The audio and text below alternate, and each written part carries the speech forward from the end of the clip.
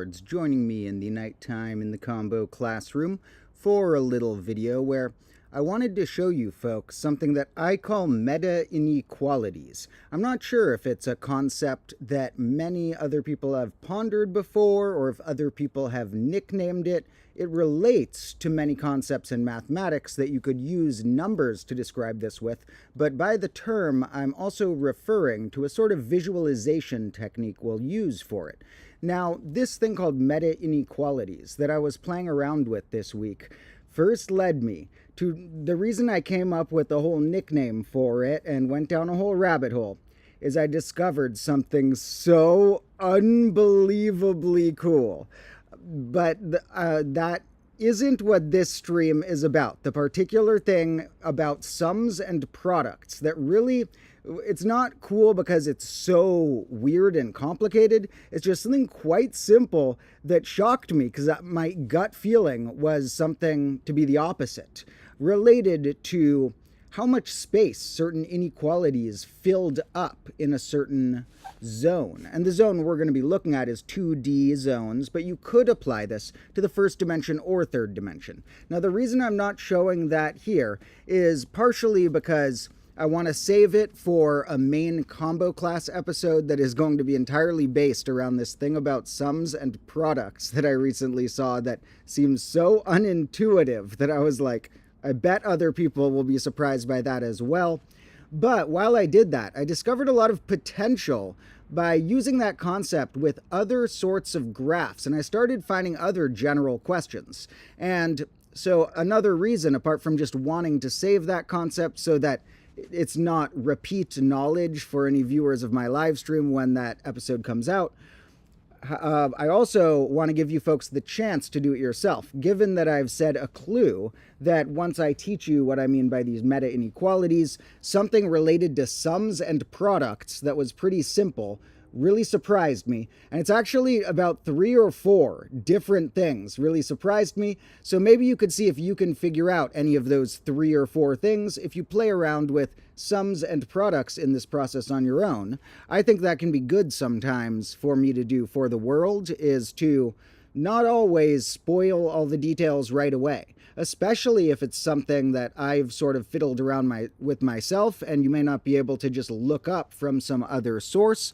I think it's good for people's brains to sometimes try things themselves, and when they don't, I will eventually reveal the answers, such as in this case, in a main combo class episode, but I don't know quite how soon that'll come. And for some of those reasons, today's live video will be about these things called meta-inequalities and some of the other aspects that aren't related to sums and products that I think are so cool or have a lot of potential with them. The other reason I wanted to wait is just in case, to show you some of the stuff or to make a full episode about it, is just in case some of you play around with this or even just think of anything during the live stream or after.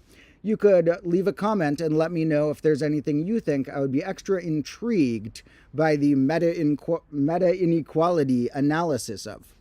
A meta-inequality, if you look at the name, and let me pull open our graphing software, which we're, as usual, going to be using the free online Desmos, and there are also some fans of GeoGebra out there, and I usually like to also recommend that one these days, not even because I use it as much, but because I'm worried it sounds like product placement if every time I do the stream I say, this is on Desmos. But then if I don't say it, I feel bad because it's like the person who designed this website's using a tool that I'm using. So my balance is to say the thing that I'm using and then one other random example so it doesn't sound as much like product placement. Because as my combo lords know, I've purposefully, so far at least, turned down all possible product placement offers. And if anyone wants to help me continue that, there is always a Patreon and YouTube memberships. But in any case, I have gotten this open. So now let's get our screen capture, which looks kind of fractally sometimes for a sec. Then we get to the right mode. And here on our blank slate to begin with, what we're going to do for anyone unfamiliar, well, it's a different concept this time. I'll explain the concept first, but in general, when I say we're going to play around with graphs at some point of it, For those unfamiliar with my hobby, because I'm not sure if many other people do this, this is just something one day I tried and found enough fun that I now do it relatively often, is typing in equations, that finding one that makes a cool shape and then slightly tweaking it with all these different ways you can imagine, just making slight variations or generalizations of it. Keep generalizing and see what cool shapes you can make. But one thing I haven't pondered as much is a sort of almost calculus-like sounding question, but we wouldn't exactly use an integral or derivative. But a question like, instead of just having an equation, like, say, one of my favorites that I've discovered so far due to the simplicity is this one, sine of x squared plus sine of y squared, equaling some value that we'll set to a slider. And note that this is just the circle equation with sine thrown in 2 extra places. Also, I guess we get me in the corner too. We're lucky we get me in the corner. So this right here is one of my favorites. You can sort of guess why. And when you first look at it, you're not necessarily sure, if I throw an inequality on here, which side will be which. Like, these are the points where it equals a, which is right now 1, and I said a slider because we can mutate it. But a is currently 1, and these are when it's equal to that. Right now, that's when they equal 1.1, because it's at that. So if I made an inequality and it showed me either the times where a was greater than that or the times where a was less than that, and we're usually going to be using greater than or equal and less than or equal, when we're looking at how much space is filled in, the little edges of these types of graphs aren't going to contribute anything meaningful to the amount of space filled in. It's a dimension too low to add little bits of length on top of volumes, or I mean areas in this case. We could do it with volumes. If we wanted, that would be a 3D graph. But 3D graphs don't even work that well. And when I was thinking about it, I realized it's not the modern softwares, just not a thing that's ever going to be possible to, on a computer screen, like maybe on virtual reality or something it would help. I haven't really tried that, but on a computer screen, it's never really going to work to have a good 3D graph, no matter how good the software gets. It's just about the human eye. And in fact, I was thinking about that, and I'm even going to make a video at some point called something like, why it's easier to view a 3D graph on a 2D graph like this than on a 3D graph. And I'll go more into detail about that later, but it's related to how I'm looking at slices of a 3D graph right here. And if I tried to look at all the slices all at once, how are you going to possibly design a software that lets that work? You know, the only way you could do it is by, okay, I can't see everything, so I'm going to have to flatten it, and then I'm going to have to go forward a little bit. Wait a minute, that's what we're doing. So I'll elaborate that in a video someday about how I think it's weird, but it hit me one day. It's easier to look at 3D graphs on a 2D graph because you have to look at cross sections anyway. So, and this is sort of three-dimensional because the amount of different variables sort of contributes dimension. And A is treated like a variable when we're sliding it. Now, here, that's just a classic, but if you look at it, how would you be able to guess which one is filled in or not filled in?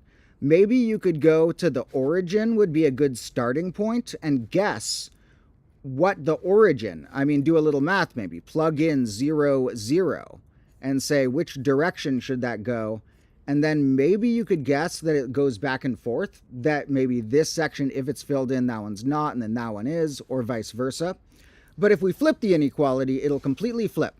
Anyway, the point of that last little thing was also to point out that the reason we're going to do greater than or equal to is because it doesn't matter that much in contributing a difference to our metric, but it looks neater. If I do greater than without the equal, it's a dotted line. It just doesn't look as neat to look at. You'll see. So if we, and so if I say something's filling up half the space, don't get nitpicky about if the line is or isn't counted. If it's dotted and we're not including the points where it's exactly equal, or if it's solid and we are, don't get nitpicky about if that would change or not if I say like so-and-so graph takes up half of the plane, because infinitesimally smaller for these sorts of graphs. Then I was thinking about it though, and I was like, what about graphs like, let's see, can I make one that, there are some I feel like they just like fill everything in. What are the, we've seen those in the past that fill everything in. So could we make one where equalization occurred in a whole blob? That's something that I'm curious about, that if any of you can find, I would love to hear. Can you find ones where there's an unexpected amount of equalization in the mix along with two different inequality options? And going back to this, it does, in this case, where'd it go? Oh, I turned it off. It does sort of have the pattern I mentioned where it does sort of go back and forth. One of these, one color, and then the next region divided by the equalization line, the other color. And not only does this just make it look way cooler, and sometimes in the past, not in this case, but in some cases, you can't even see the cool parts of a graph when you do equalization. Not like that gone, but sometimes the equalization doesn't show all the cool stuff. The inequalities can sometimes have a back and forth that's not always cut off by an equalization line. Sort of, or at least that's what I remember it seeming like from some past live streams. If anyone enjoys this type of content and wants more of it, you can always go back on the live tab of this channel. And this has been a recurring theme. This is probably like the 10th graph live stream or something.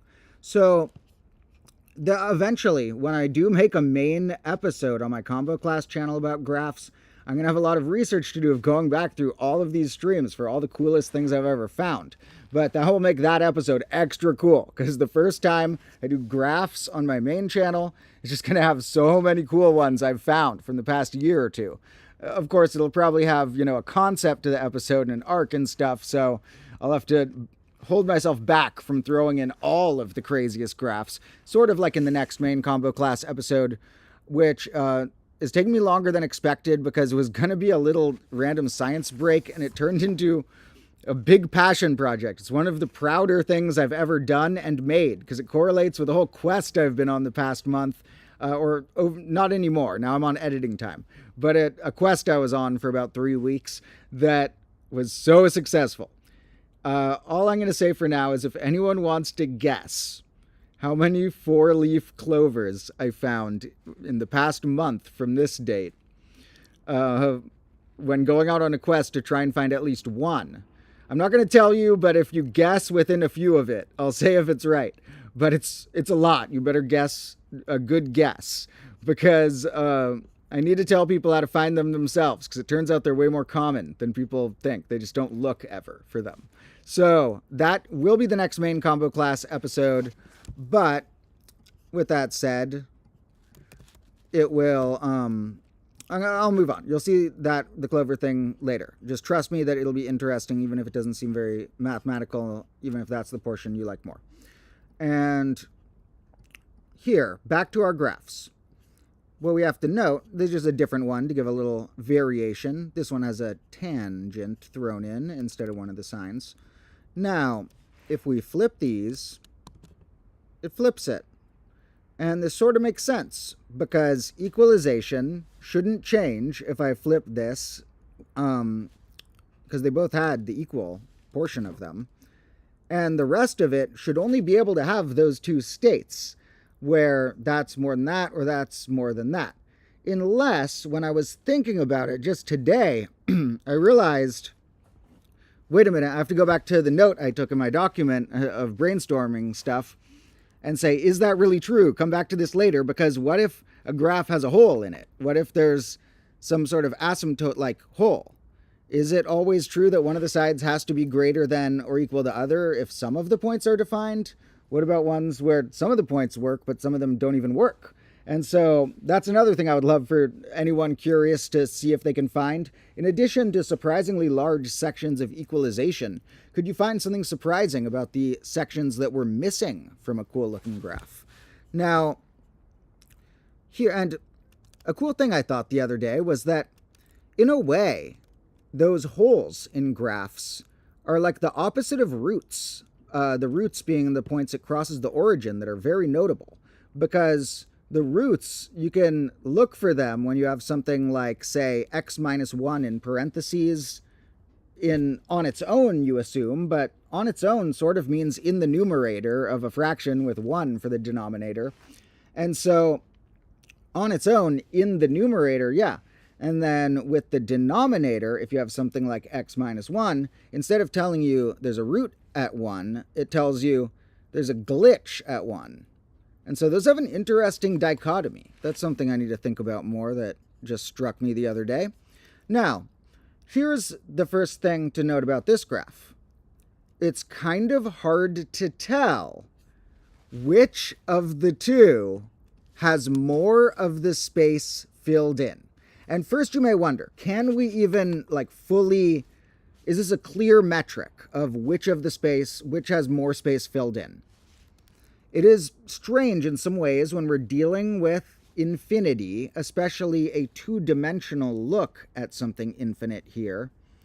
But we can make this a sensible way of viewing it. The way we have to define it, for ones that aren't as obvious, or in general should be defined this way, is that, and leave us a comment if you have a better suggestion. I just thought of this the other day, so this is my current idea of how we make it more official, the definition of, well, I haven't even really shared the full place we're going with this concept, but that portion of it of how much of a graph is filled in by an inequality. And the way I'm currently thinking, leave a comment if you have a better idea of how we could make that more standardized, is we say we're taking a unit square, and then we're taking a bigger square, an expanding square with a center at the origin, and we're looking at within that square how much is filled in one direction or the other direction, or in comparison to a different inequality, but I think there's something nice about comparing one to its own reflection. And with that, we see the limit as the square gets bigger. If it doesn't have a limit, we may not be able to assign an answer. If something really weird happens with the graph where it goes back and forth. There could be some that, in some senses, feel like they should have a right percent, but have trouble under that definition. So I still have to check if that is a good enough definition. But we need something along those lines where you're getting bigger and seeing something like a limit that is being approached, because you can't just say what is all the graph. The graph's infinite, and we can't really say what it looks like fully zoomed out, because fully zoomed out, it might have weird traits, like things that are, arbitrarily close together or far apart. And so here, this is one that's sort of hard to tell, but there are some that if we quantize them, we could do some easier math on it. We could say y over x, y is greater than or equal to x, and that's half, we can tell. So, we don't need to zoom out. We could sort of mathematically figure that out, even without the visuals. But what about something like this? Well, if I'm really zoomed in, here it looks like it's maybe about a quarter of it or something, maybe about a sixth of it. But, no, okay, now if I'm here, maybe it looks like about a tenth of it. Wait a minute, maybe it's like a 100th of it. Wait a minute, it approaches being 0 of it. So, when we look at this, we are taking things at their limit, and that's the only way we could logically do it. And so, because of that, and remember, that's something that some people get mistaken about sometimes. When you're talking about infinity, you sort of have to talk about limits to do much with infinity in many contexts. And so sometimes people will say, no, but it's not actually equal to so-and-so. That's the limit of it. And it's like, well, yeah, we're talking about infinities. That's what equal to has to mean always for infinity in a lot of contexts. So here we have one that approaches 0. We could also make ones that, if we wanted to get more complicated than what we can do with just one, we could find ones that are overlapping of two regions, or times where it has one region and not the other, or neither of two regions. Like, let's look at some that we could describe. These are some that I really like. This is what the main episode I'm working on for this is more about, are the type of ones you can describe with your language. For example, like you could say, when is there a pair of numbers whose sum is larger than their product, or something like that. And I don't want to go into sums and products because that I left as an exercise for you folks and for a really cool fact to share whenever I do that.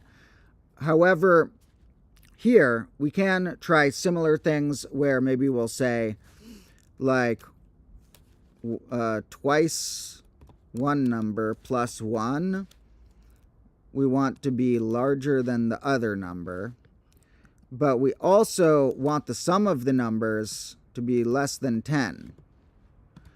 And like I said, I'm just going to do greater than or equals to because they look neater and don't change it in a meaningful way here.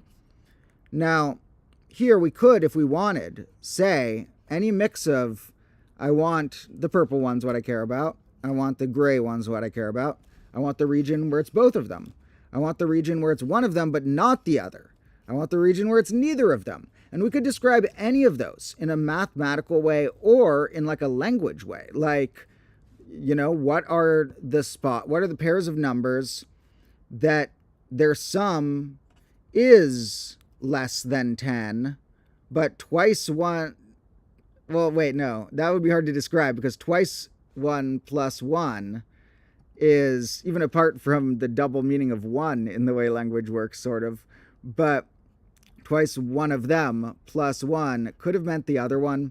We have to be careful about when order matters.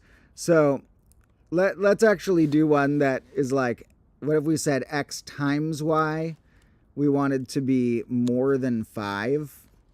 So this one looks sort of weird when you zoom in. It's sort of neat, and I'm not going to go too deep into all of what's cool about this. That'll come up later, but here we could, just as an example, have these described really easy with language. I did this so it's more commutative, so that I could describe it in the order didn't matter. I didn't have to say pick two numbers and the order matters. The first one is twice plus 1 the second. So here, if I wanted numbers that their sum is at most 10 and their product is at least 5, that would be the zones that both are filled in here. That little chunk or that chunk. So these are cool things when you can find ones that you can describe with language as well.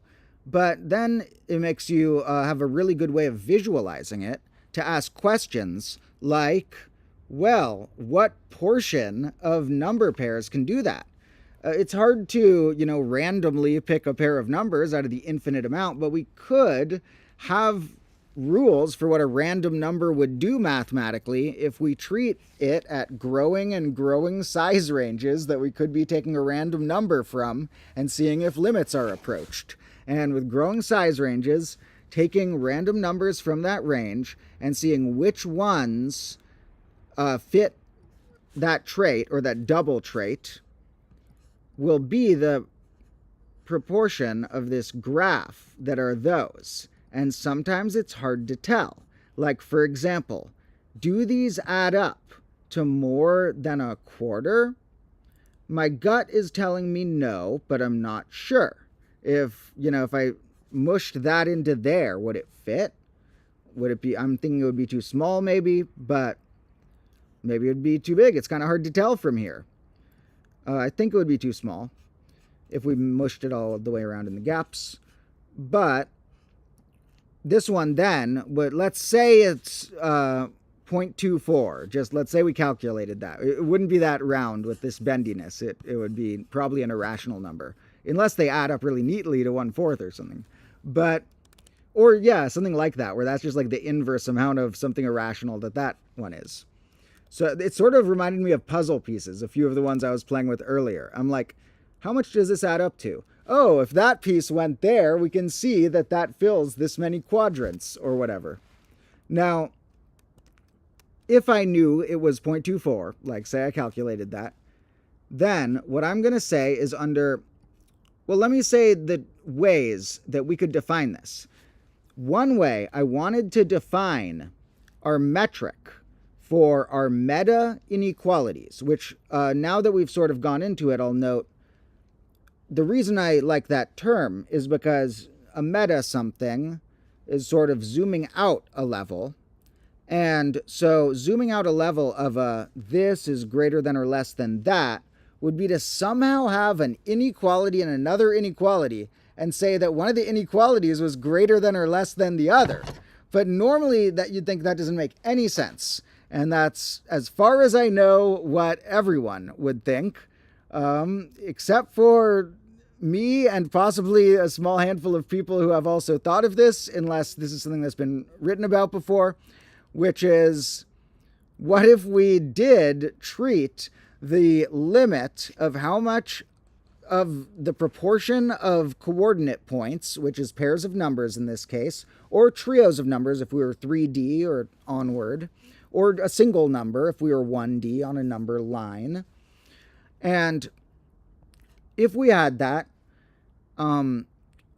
there's a few ways we could do it, which for this one, we would note it has an infinite amount it ends up going to.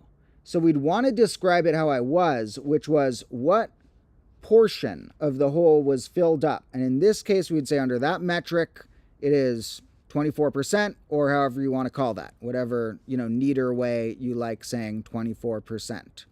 And because, yeah, percents, you might think they're neat. Percents aren't neat. Percents suck. Boo to percents. Sort of kidding. When I say stuff like that, it's usually like sort of joking, sort of not.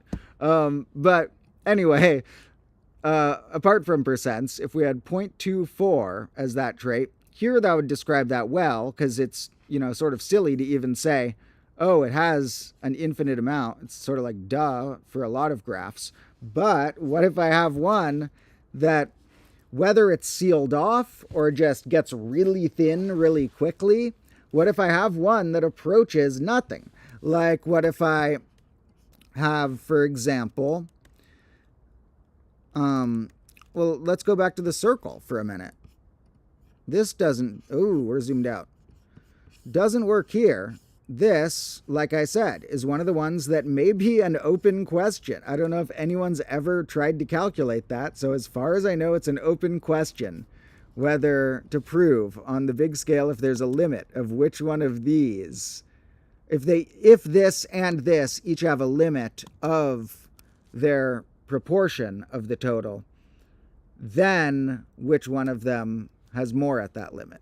Now, the main way that I'm using the term meta inequality, although at first I was using it to mean compare two different inequalities, which one has more that it fills up. And you could use the term for that, but I think the nicest, neatest way that I'll consider to be sort of the standard meta inequality will be one and its reflection. It and the inequality facing the other way. Those have some neat traits. For example, well, first I need to note the other metric that we can use. What if I didn't have this sine and tan in there? Now it's, well, what if I had this? Now it's an infinitely small amount of the total. My total approaches 0 of the total space that it fills up. However, you could have an interesting total related to pi if you made one of the graphs we've seen before that sort of layers this like polka dots.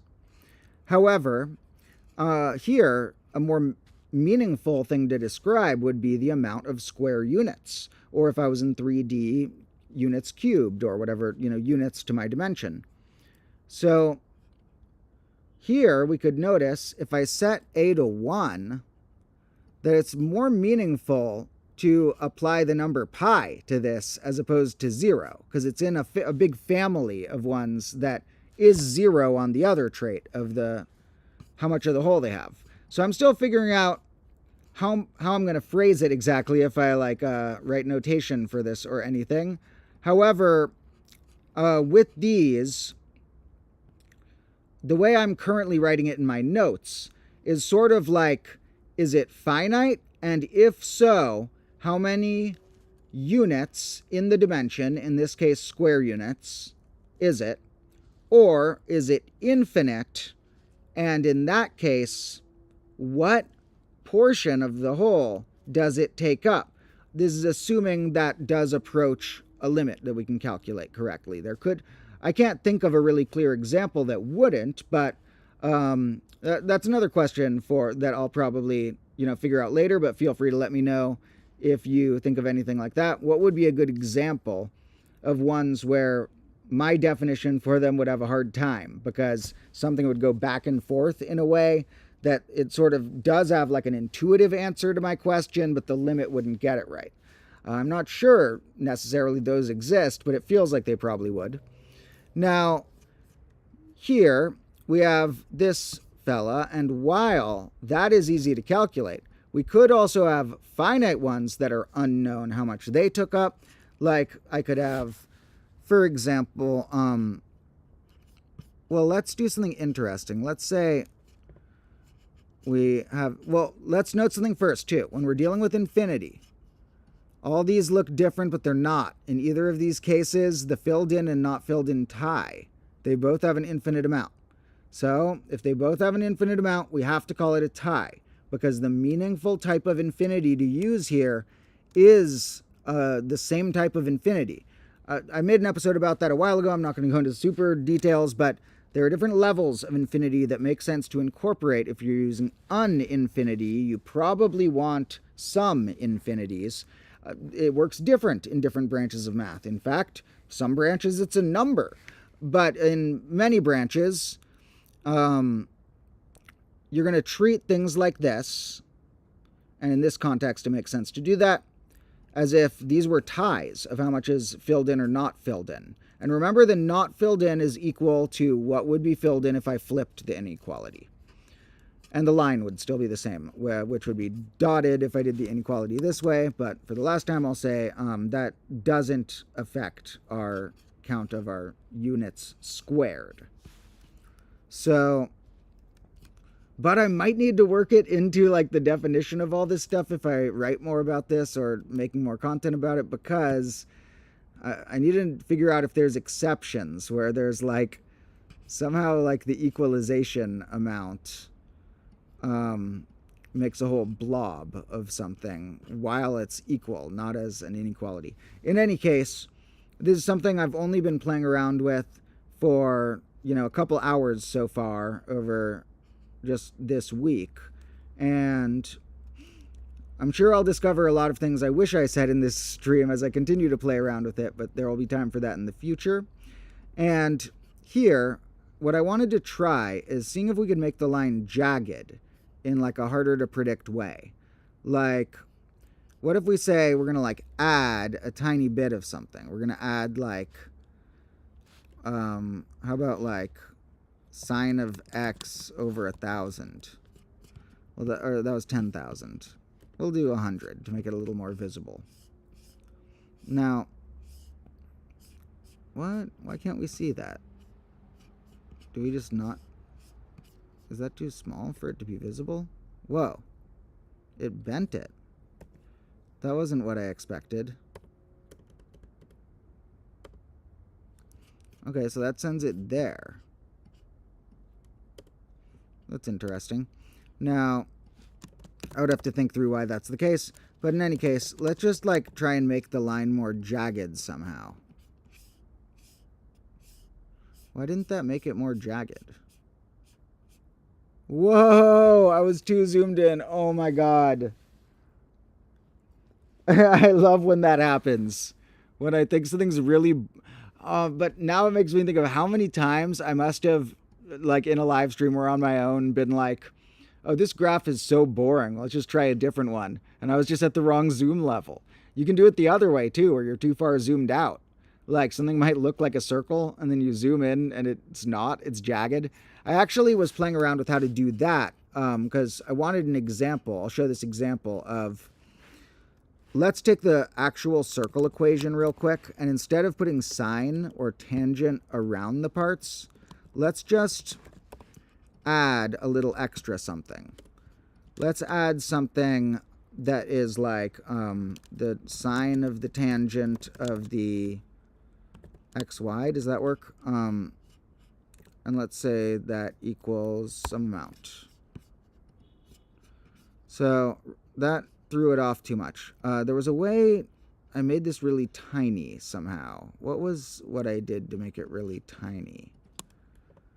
Whoa, that really changed it. I don't know. I guess this wasn't the end up example I ended up looking at, but I could maybe just do something like that if I wanted. Here's just an example of something that looks circular, but actually may have an unknown, well, let's make it an inequality, actually may have an unknown amount filled in. It has an infinitely small amount, unless there's some huge twist going on in the graph. But this one, on the other metric, has an area that probably has never been calculated yet. So this is a land full of so many open questions. And that can make it fun for some of you. Some of you could try and solve some open questions. You could be the first one ever for so many shapes, for a ridiculous number of possible graphs here. You could be the first one to calculate its meta-equality stats. I need to figure out what I'm calling those metrics. By the meta-equality, that's sort of like which of these sides wins, which in this case is obvious, but it could also be in comparison to another thing. Like, what if I switched the order of the sine and the tangent here? Like, these are, I think, are different than each other. It's really hard to tell from here, but are they? Did that not change it for some reason? I changed it too much. But you know what I mean, where we could have two. Well, actually that works because they're not just it slid over. That's like a different shape over there as there. So now we have a good meta inequality. Which one of these fills in more space? Then the most interesting ones sometimes are the ones where their own reflection, you don't even know if them or their reflection has it until you do some deep thinking. Sometimes you think it's one thing looking at the graph, and then you zoom out and you're like, wait a minute, my gut feeling might have been wrong. So let's get back to, those are some of my thoughts for what we could do with this concept of trying to make an inequality of inequalities. And as I said, I noticed it at first just because I found a few weird ones that I'm saving for their own episode later to show you related to sums and products. But those ones, basically what's weird about them is that I had a gut feeling the meta equality of it versus its own reflection would be one way, then it was the opposite way of my gut feeling. We have all these gut feelings that are responses to the rules of math we've learned, patterns that you know of how those rules look in application. And once in a while, you get a sort of paradoxical feeling twist where you're like, what? My gut feeling was wrong. And so this happened a few times in a row when I was investigating a few things. It happened to 3 different equations, really shocked me, or 3 different inequalities compared to each of their own shadows. Really, and even compared to the overlaps between those 3, really shocked me. And even if you did something absurdist, trying to shrink them, it did something interesting.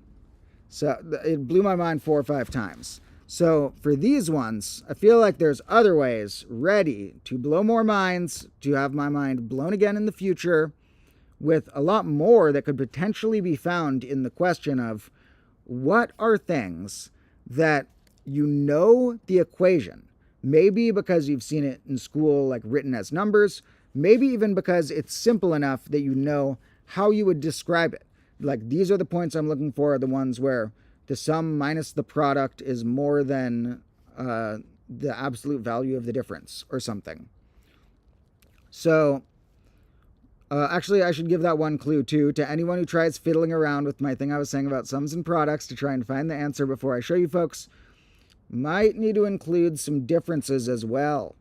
And it gets sort of tricky sometimes when it's not commutative to describe it. I'm not going to go into all the details, but anyway, it made it easier in some senses to use the commutative ones, which are when the order doesn't matter. And so the difference isn't commutative, but the absolute value of the difference is. So here we have a random one I'm going to toss, and we have our blank slate, now that I've explained these, to begin fiddling around with. I need to read the chat. I haven't checked in on that yet. And we have a comment from Credidi about we could try something about the absolute value of x minus x.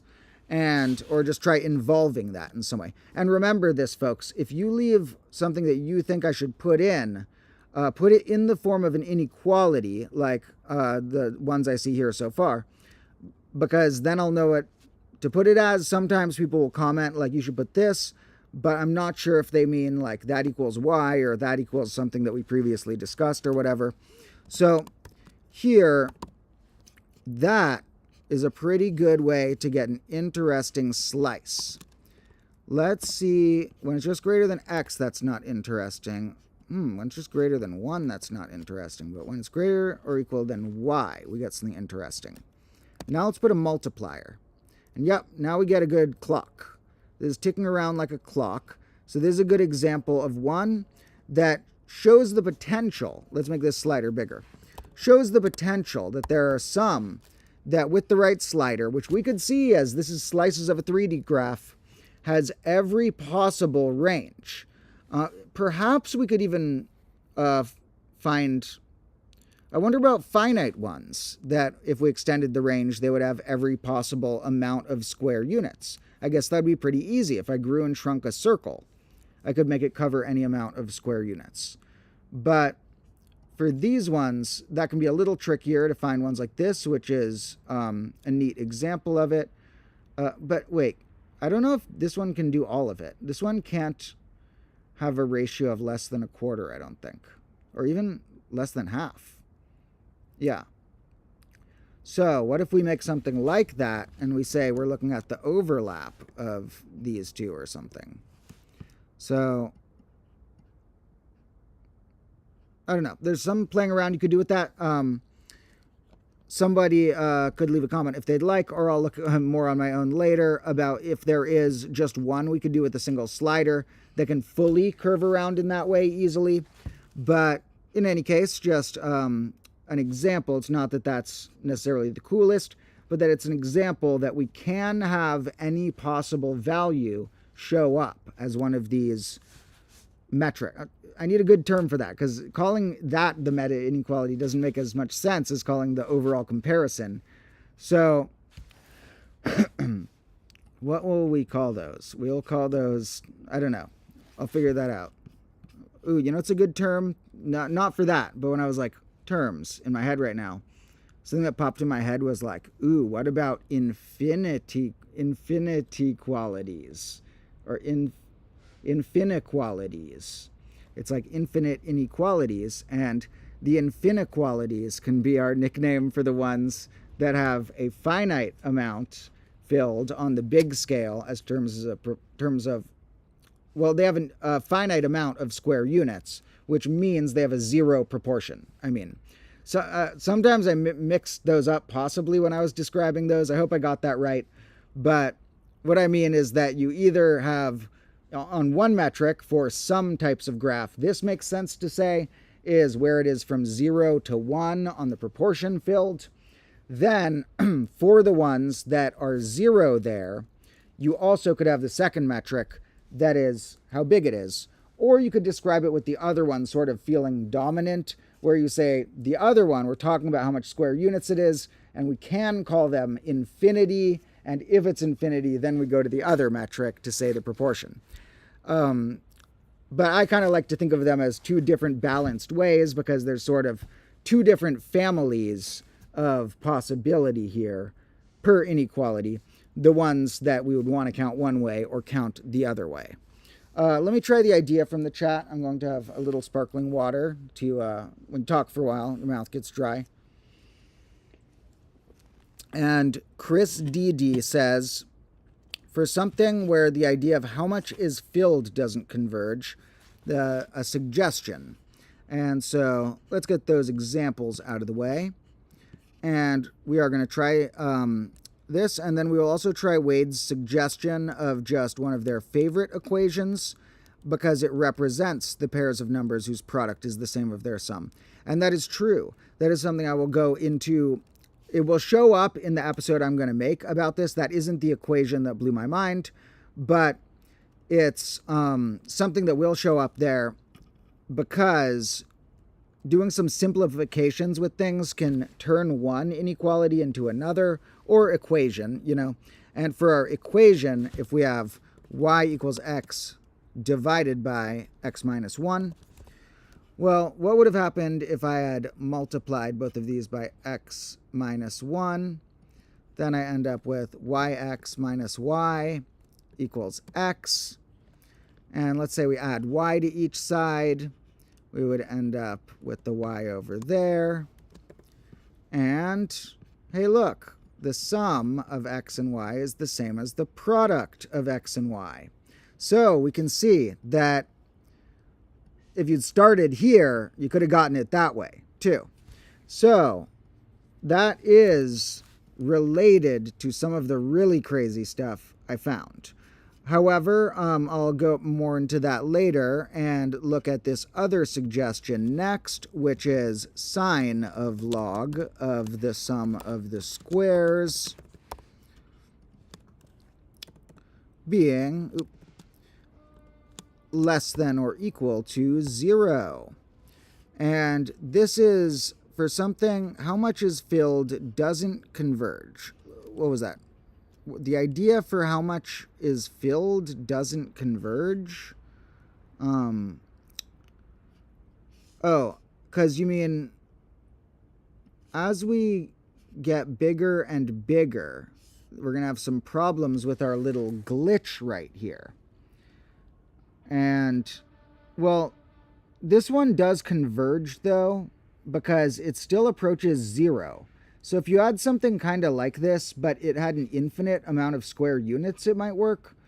But this one, although I guess on the way to 0, it might do some weird things. But, oh no, I didn't zoom out enough. I thought it was just about the hole in there. It happened again. This time I zoomed out and I got another one of a flipped version of the same thing. I got the reflection. That's cool. It looks like I have one thing and I got the reflection instead. And then I'm guessing we're going to get it again. Yep. I wonder how much bigger each of these is than the last. What's like the ratio between these? Is it a multiplicative ratio that's standard at something? For some reason, it's about 37 point something. That's interesting. I wonder what the significance of that here is. Now, in any case, this one goes outward in a really cool way. This one's just neat enough that I kind of want to play around with it. I want to see if I can get them closer together somehow. Is there a way to try and get them closer together? What happens if the squareds become fourth powers? I skipped the third power because that can just like glitch stuff out. The odd powers do weirder stuff. If we want to keep a pattern and try and just see what's next in a particular pattern, it's usually better to go up in the evens.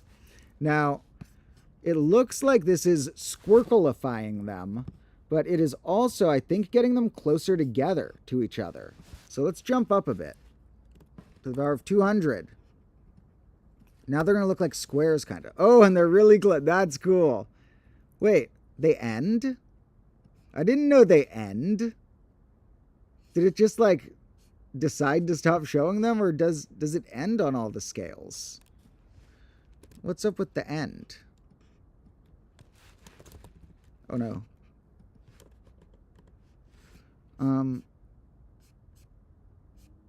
That's even cooler. It ends. So actually, in this case, it's really cool. So thank you for the suggestion. However, it does look like the limit is going to eventually be 0. But I would have to think about how easy it would be to calculate that with the typical way of calculating limits. Now, this one is extra trippy, though. Even though that makes it harder for the limit thing, I I like sometimes when they're enclosed. I find it kind of neat when they tell a full story at some place you can zoom. And you don't see the whole story because of infinite detail, but that feels a little different than when you don't see it because there's some stuff to the left and right and up and down also. Now, not that that's mandatory. Many cool graphs don't have that trait. But this one, whether it fits a typical definition or not, I would have to think about for a minute, but it does, at least in an intuitive sense, shrink to nothing. And that's quite interesting. If I made these really big, does it just get tiny? Yeah, it got tiny. I guess it has a fixed amount of rings. And then the rings can be a different, smushness together. So now, Wade's asking, is the limit of the portion of the plane shaded based on the portion of a growing circle centered at the origin? It seems like the limit may converge on different values depending on the definition. And that certainly could be true for some things. The ones that are really easy to calculate, often the intuitive definition works for a lot of things. But there could be more complicated ones, like the ones that we make that look really cool, that are nitpicky with fitting the definition right. So I haven't perfected it yet.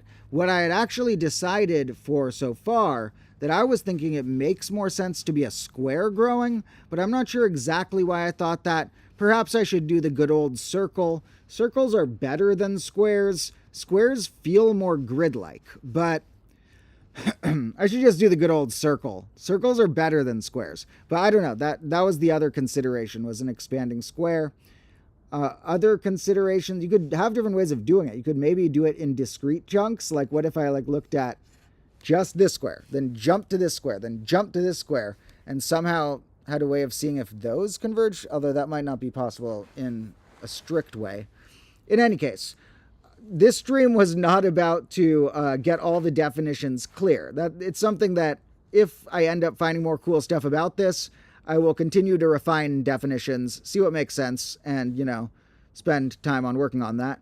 For now, I'm sort of more scoping out for some interesting examples, like this just being a cool graph, but of ones that have a sort of hard to predict or hard to calculate trait. This one would still have a rather hard to calculate trait, the finite amount of square units it takes up. And it's not even square rings. They are very, square-like, but they are squircly. They are squircles with squircles in them.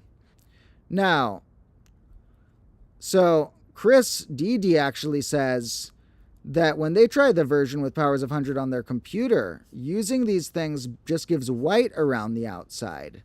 And they think that maybe it's just too big for the computer to handle.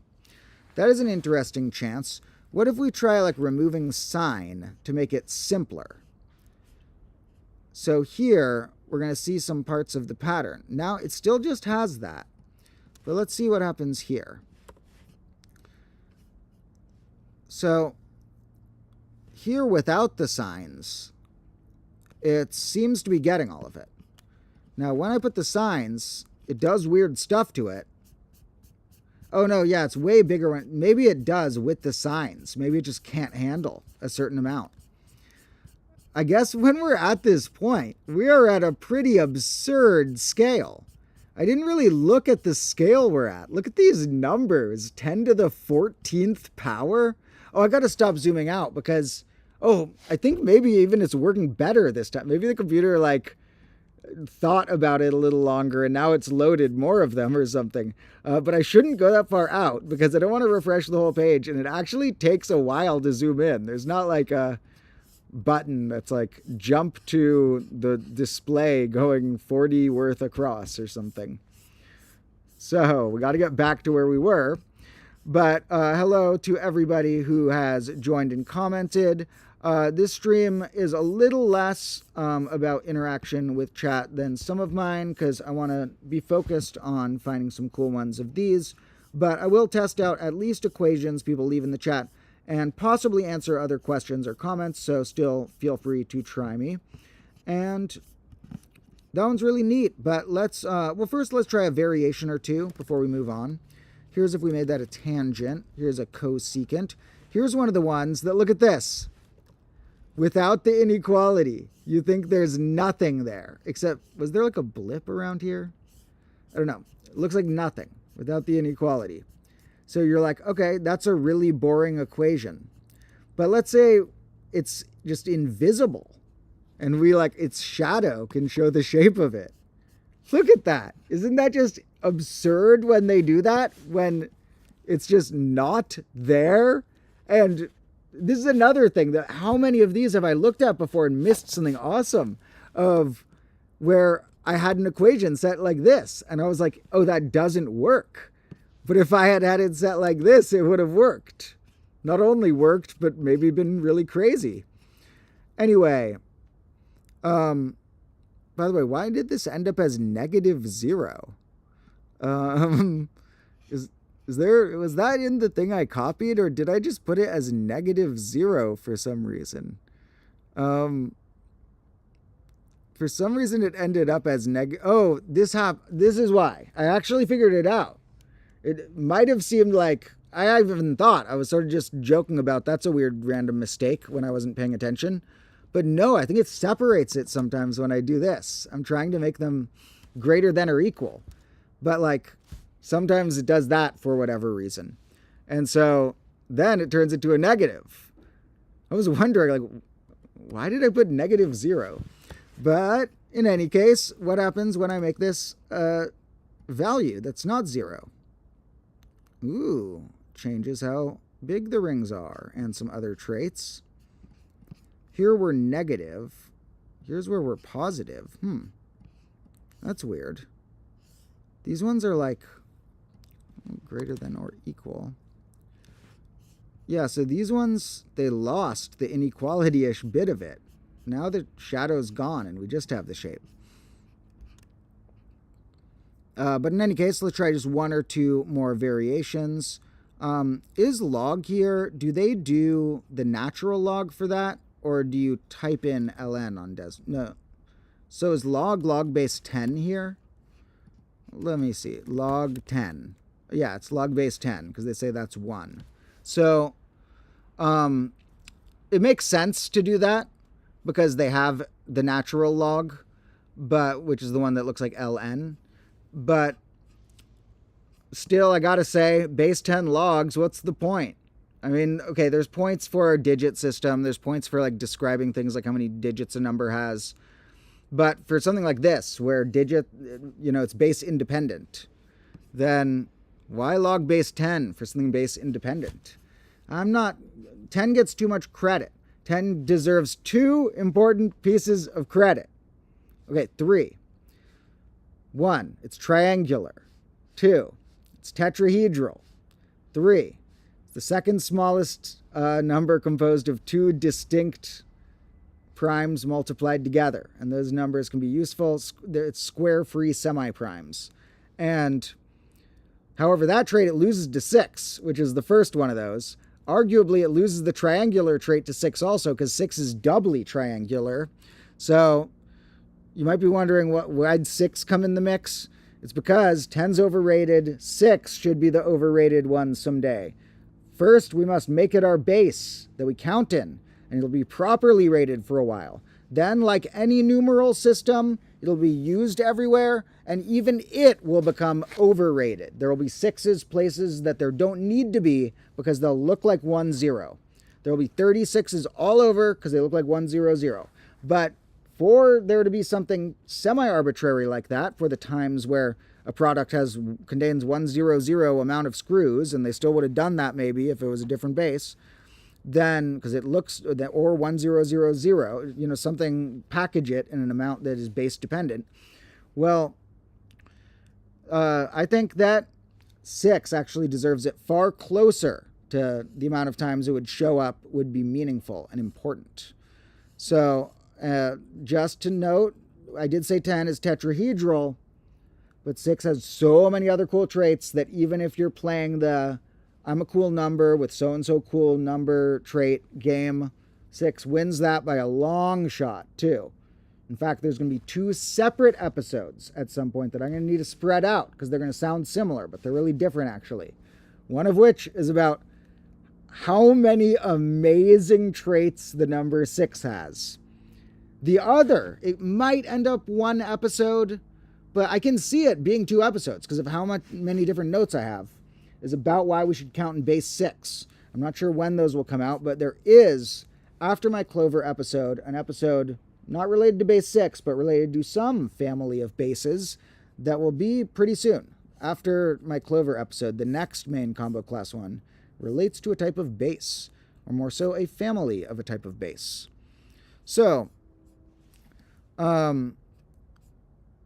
we have lots of good comments, and someone notes that we can constrict the domain and range manually and use the home button. So that works technically to restrict it, but I find it loses a lot of the elegance of us trying to, if we find something beautiful, connect it to something fundamental. These things are like plants to me. They're like pieces of nature, just in the realm of mathematical equations viewed on a 2D graph. But to me, in my opinion, these just exist in the universe, and they're beautiful pieces of nature practically you can find. And so to me, it makes it a little more arbitrary when we're saying we're just looking at this one in this particular chunk of it. It is a good suggestion, but I don't tend to restrict it as much, even if I was trying to do something like, say, make a smiley face. That's a lot easier to do if you restrict the domain and range by saying, here, draw this shape, but only in this spot. But to me, it's like a little less elegant than having other forms of equation that may form a smiley face, but it may have uses, so I will keep that in mind.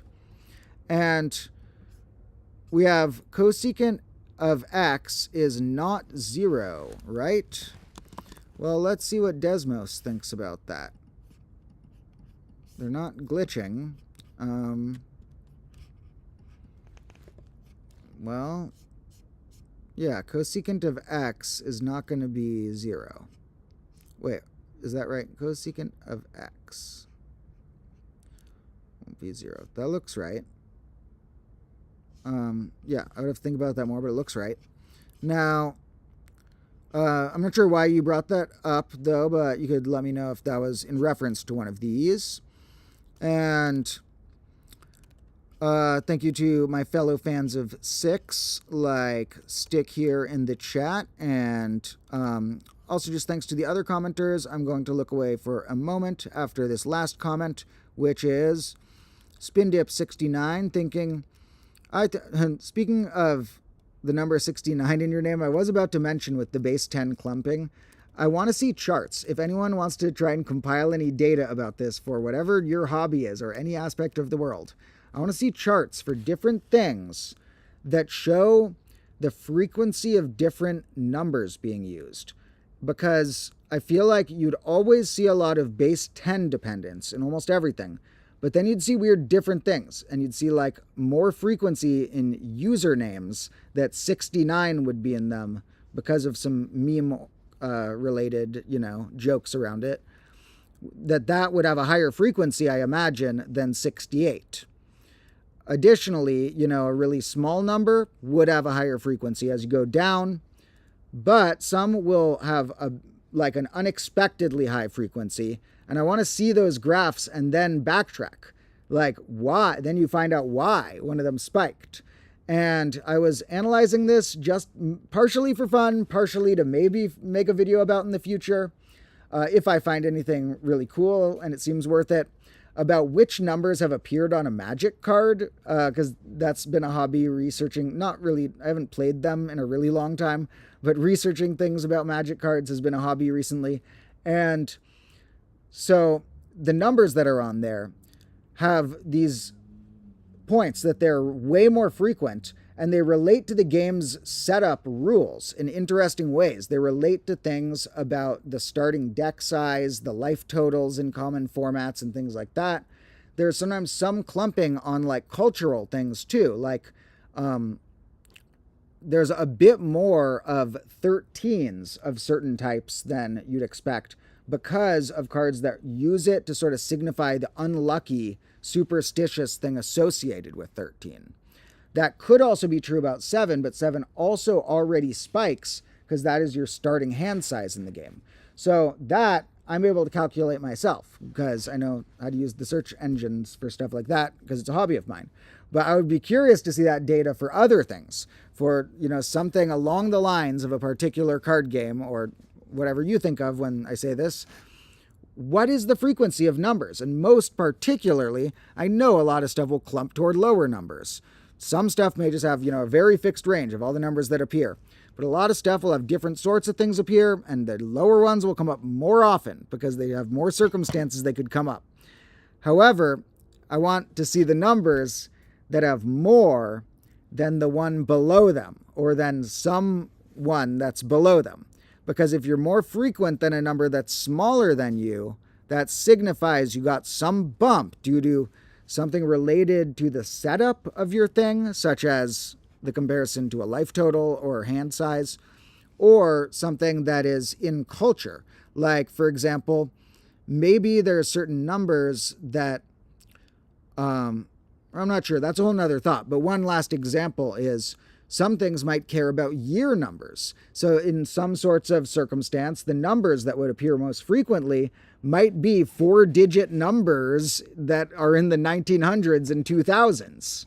So that to me counts. We have to count every number, which actually gets more subjective than you'd think when I was trying to count them on Magic cards. The spelled out ones get more subjective than you think at first. It's almost like a whole video I'll make someday on its own, is this whole rabbit hole I fell down of how subjective it can turn out to be of whether something is one specific number or what it's representing.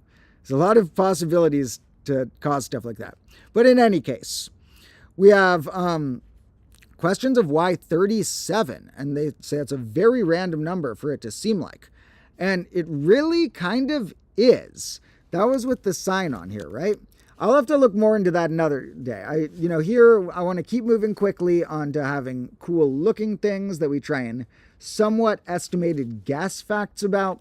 But I'll look at that later, or someone else can. In the meantime, if they'd like, why is it 37? Now, thank you to everyone else commenting, but I'm going to look away from those for a moment, and I'm going to focus on finding cool ones here. And we're going to put this guy aside for a moment. And honestly, sorry fella, such a great graph you've given me, all your variations, but you're going away for now. We're going to let's try some other stuff with the natural log though, because I realized when I saw that we don't mess around with logs quite as much as some other stuff. Sort of like the cousin of roots are logs. They got ripped off with the notation. Roots got way better, easier, more understandable notation than logs. So they got ripped because they're actually really similar to just like doing roots in a different way, of looking at something the opposite way. Really, exponents are also their third friend. Roots, powers, and logs sort of are, you have a to the power of b equals c. Those are all three different ways of looking at one of those three being missing. And so out of those three, tell me that logs didn't get ripped off with the notation. And I gotta believe it's contributed, or it's one of the factors that's contributed to why people don't understand logs as well as something like the cube root. So notation's important to get people using something. You have to get good at something, you have to use it a lot. To want to use it, you have to have notation you understand. You're not going to use the notation 100 times and then continue if within the first 100 times it still doesn't feel intuitive, unless you have to, So it's time someday to reinvent math symbols. They're not all that old. Bear with me, folks. Someday, before that long, it's going to be time to reinvent some math symbols. So if you ever see someone suggest a math symbol change or something, keep an open mind. Although we can also add new symbols. We don't need to give 50 different things looking like an X or 50 different things the pi symbol in every paper. So we can. There are other symbols out there too. But anyway, that's a lot of thoughts of some random mathematical or personal thoughts. And does this one even have anything? And what? Oh, when it went negative, that worked. It worked, but it's not that cool because I don't have a y. When you'll notice, I don't know if I've ever pointed this out, when I don't have x and y, all the action goes one direction. Right here, it's all going vertically. Right here, it's all going horizontally. You need them both somewhere in there for a 2D graph to have action going both directions. Now, you might get tricked because if you just type in here x, we're like, wait, that's doing something, so there's my x squared, and there's no y in sight. But this is taking that to mean y equals whatever we have. If we don't have an equal sign, they assume equals y is with it. So here, or perhaps in some cases, they assume equals f of x when they're treating it slightly different. I don't actually know all the ins and outs of how like the computer processing and stuff of Desmos works. I just have learned how to use it because it's fun. And I think I've learned a lot from it, from the ways you can visualize different things. There's a lot of equations that I don't even know where to get started on thinking about, like, okay, where are the spots where it holds true and then where it doesn't hold true for a bit and then it holds true again over there. I don't even know, if we didn't have graphing calculators back in the day, how you pot this classic one that I showed earlier, and I often show because I love it. I don't know how on earth you would know that, it's a small range, that this looks like this. Imagine going through and calculating, and like you're like, calculate this little region, and you're like, huh? Is it like a X or something? And you're like, wait, no, it bends. That's weird. And then you like calculate this, you're like, what? And then you go down like this way, you're like, what? So this would be, it would be kind of fun. It's kind of interesting to discover things without the internet. I hope everyone, I was born early enough that there was not much internet, at least in most households, right when I was born. It started coming up throughout my life. And so when I was a kid, it wasn't like right there, like to like look stuff up on or things like that, or a variety of different things. And really changed the world. Like bring paper maps because you don't have something like an online map thing. Like I always felt like I needed a paper notebook, whereas now, even though I like having one, I can take notes on my phone. A lot of that is better.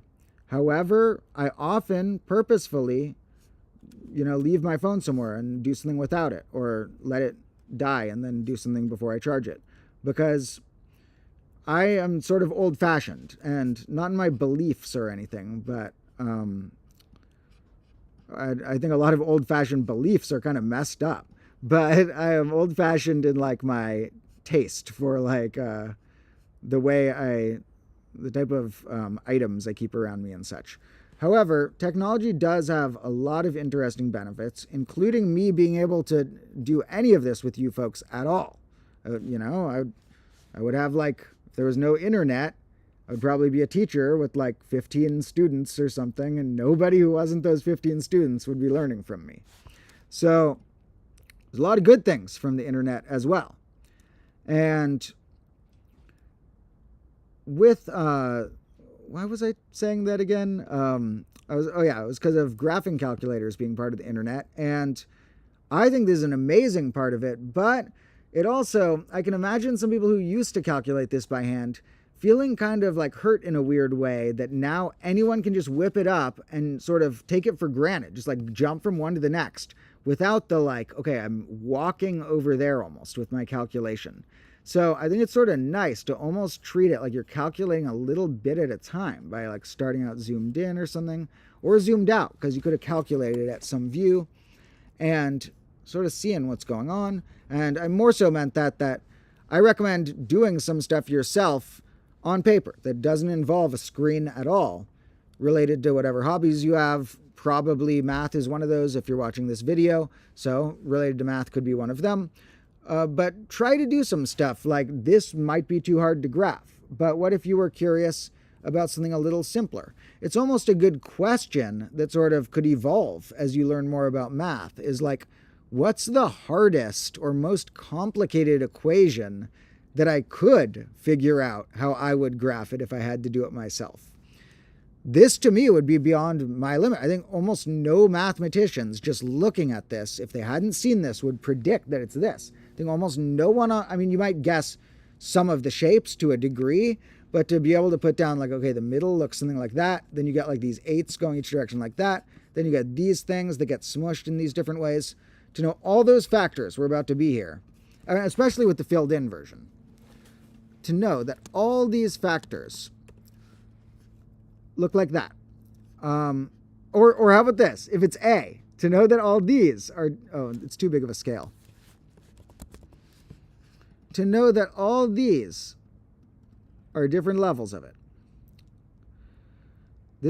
A lot of things must be newly discovered. And since the internet's pretty new, and this is sort of just a not as common hobby as people who watch me may think I like got this from somewhere. No, for all I know, this is really weird to be doing. I don't know. This is just something one day I found fun.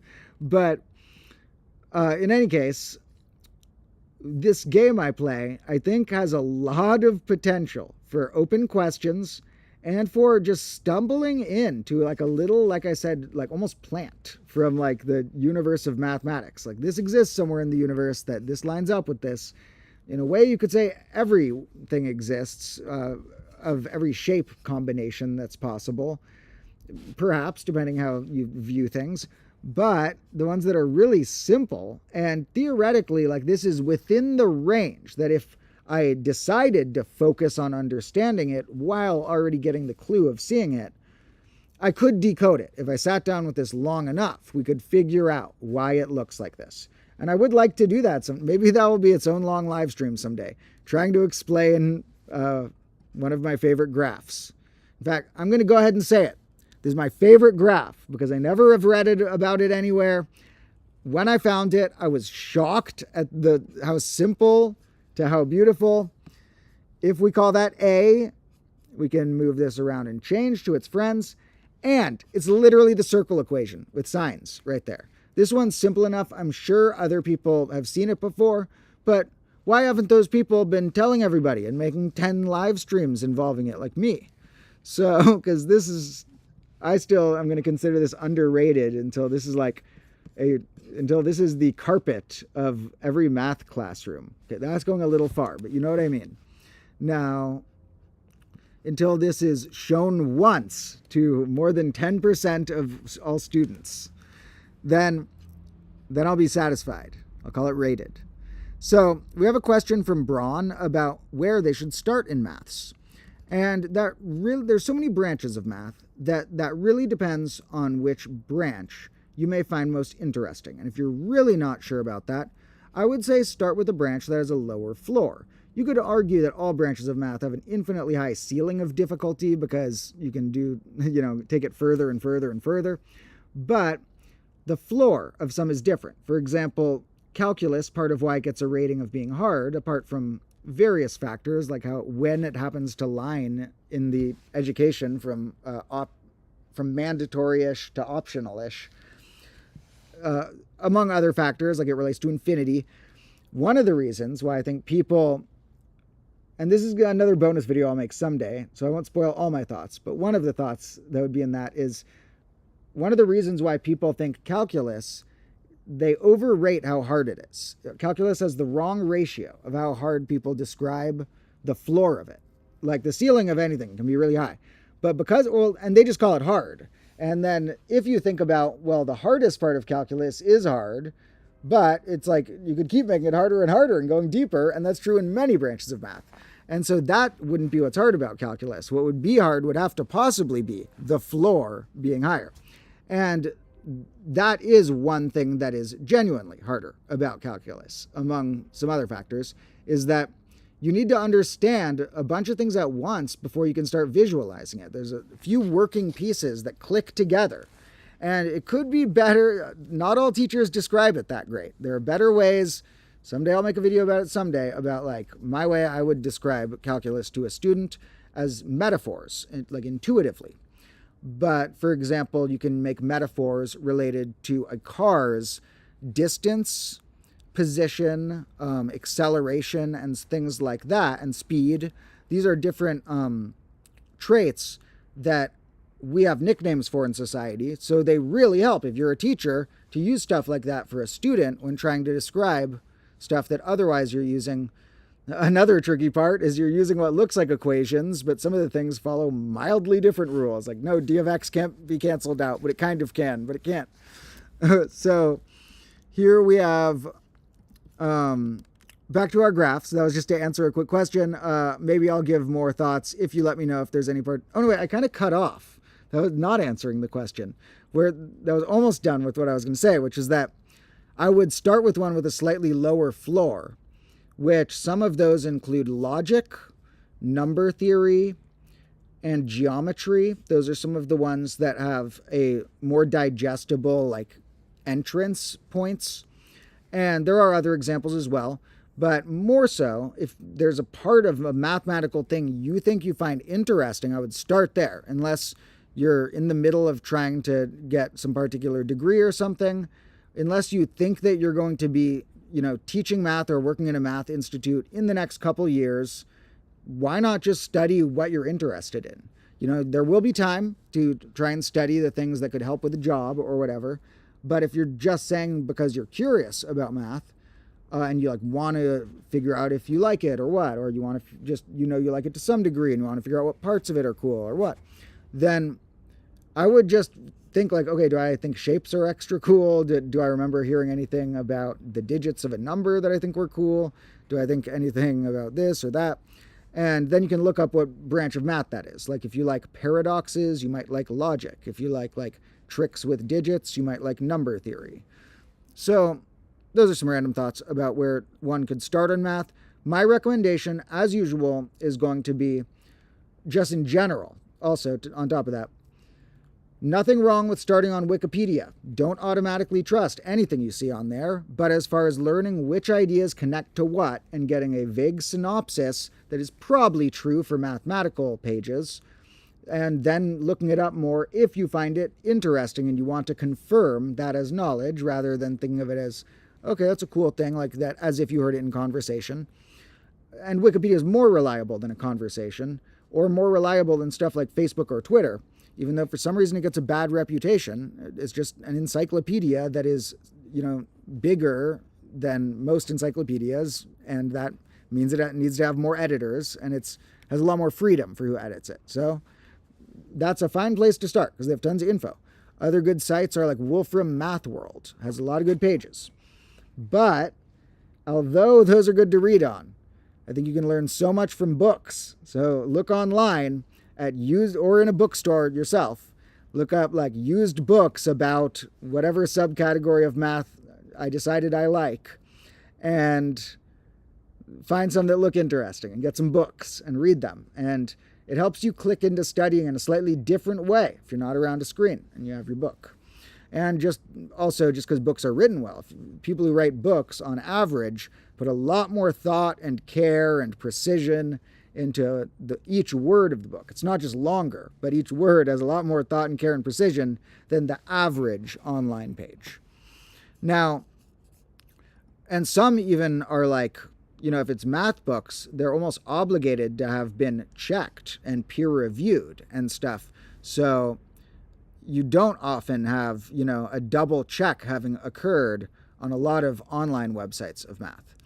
So I always say that would be the suggestion, but this is even more of the suggestion. But never mind, this is even more of the suggestion. So I have to do that again.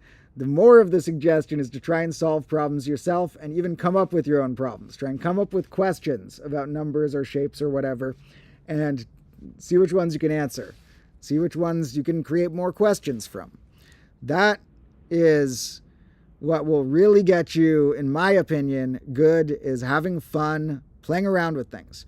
Because you got to read a lot of other stuff too in the modern age with all the data that's been collected over history. But then you're going to not only understand something way faster, but also possibly find, unique generalizations and stuff.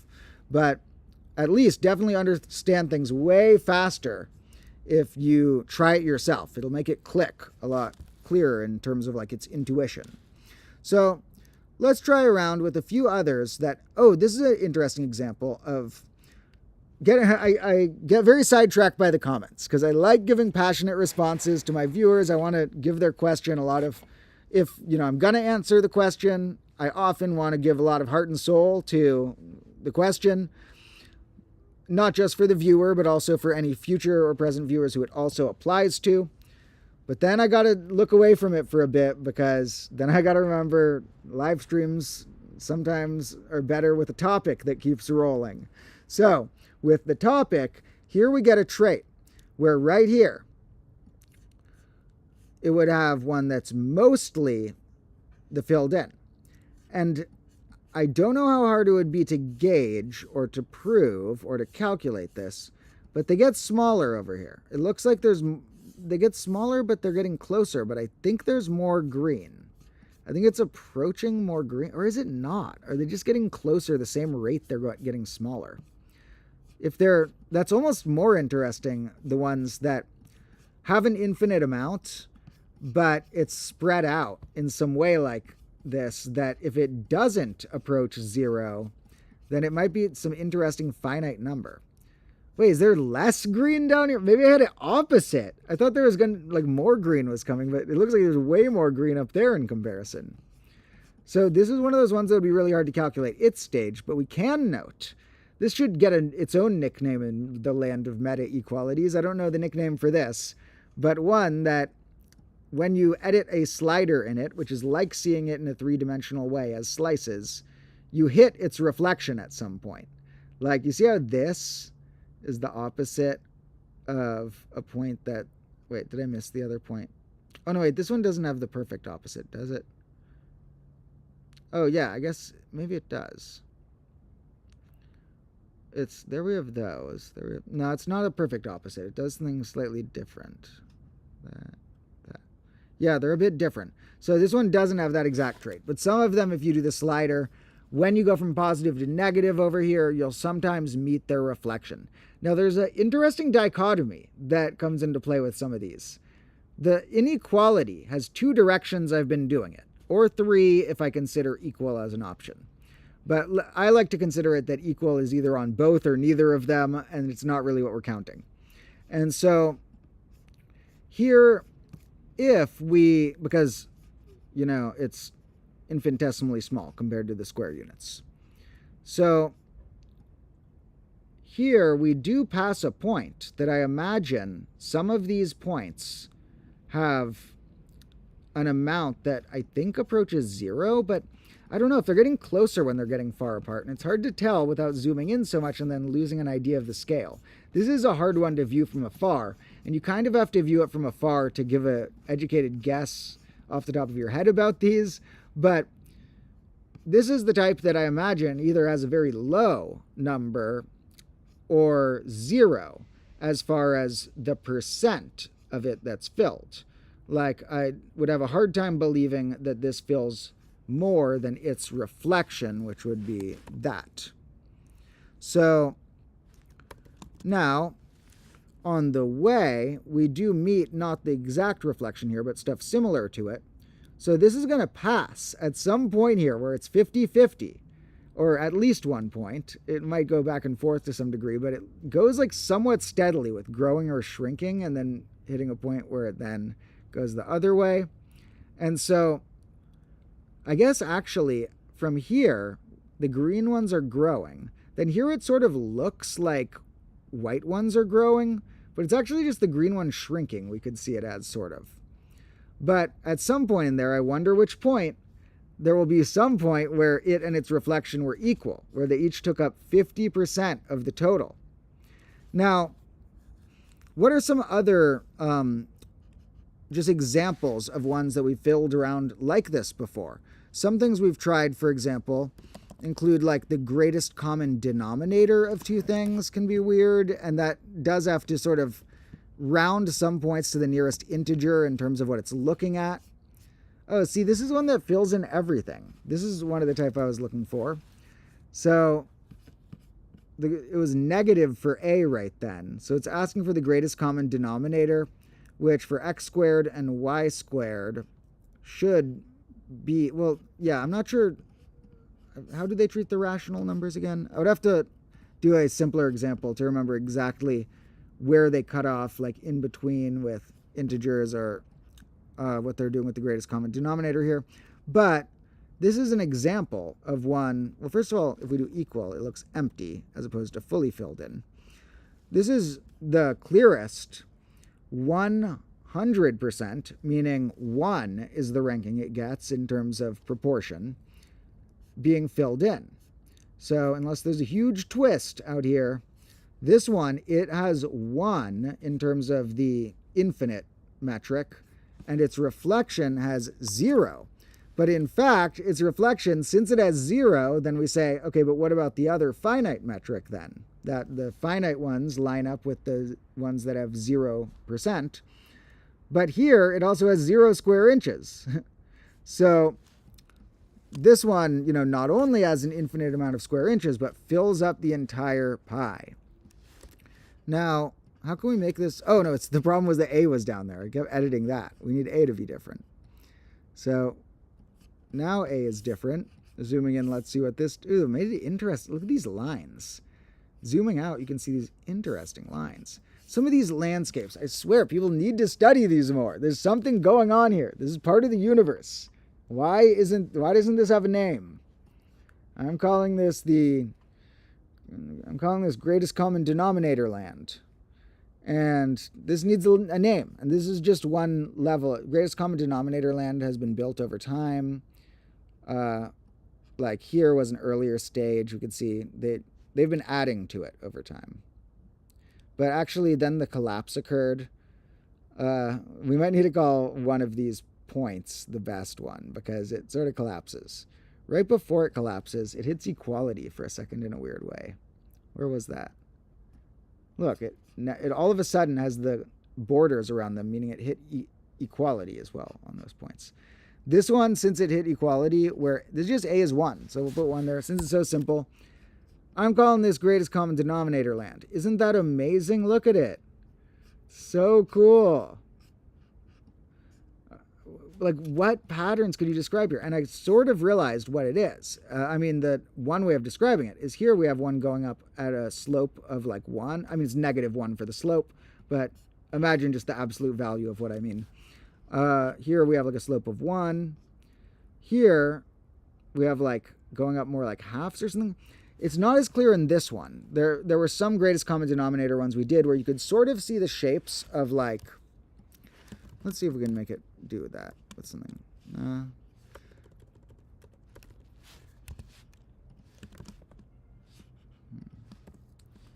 No. Okay. In any case, this one, there were some explanations I had in a previous stream for how it sort of goes like every 1, then every 2, but spread, then every 3, but extra spread, and sort of like that. But the fact that that pattern makes this is still really cool. Like this, no matter what pattern you describe this as, because there's a few ways you could describe it, it's interesting. Why do those patterns make this maze? Like, why is this shape there?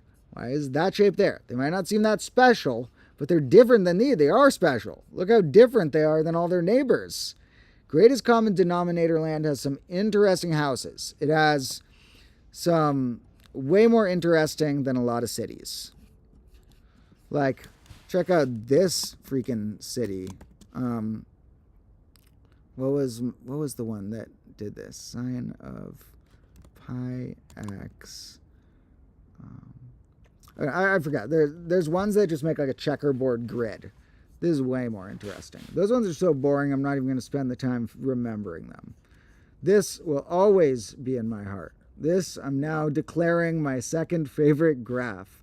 I don't know if I should declare all the things about the graphs, but however, this and the other one are among my favorite graphs, at the very least.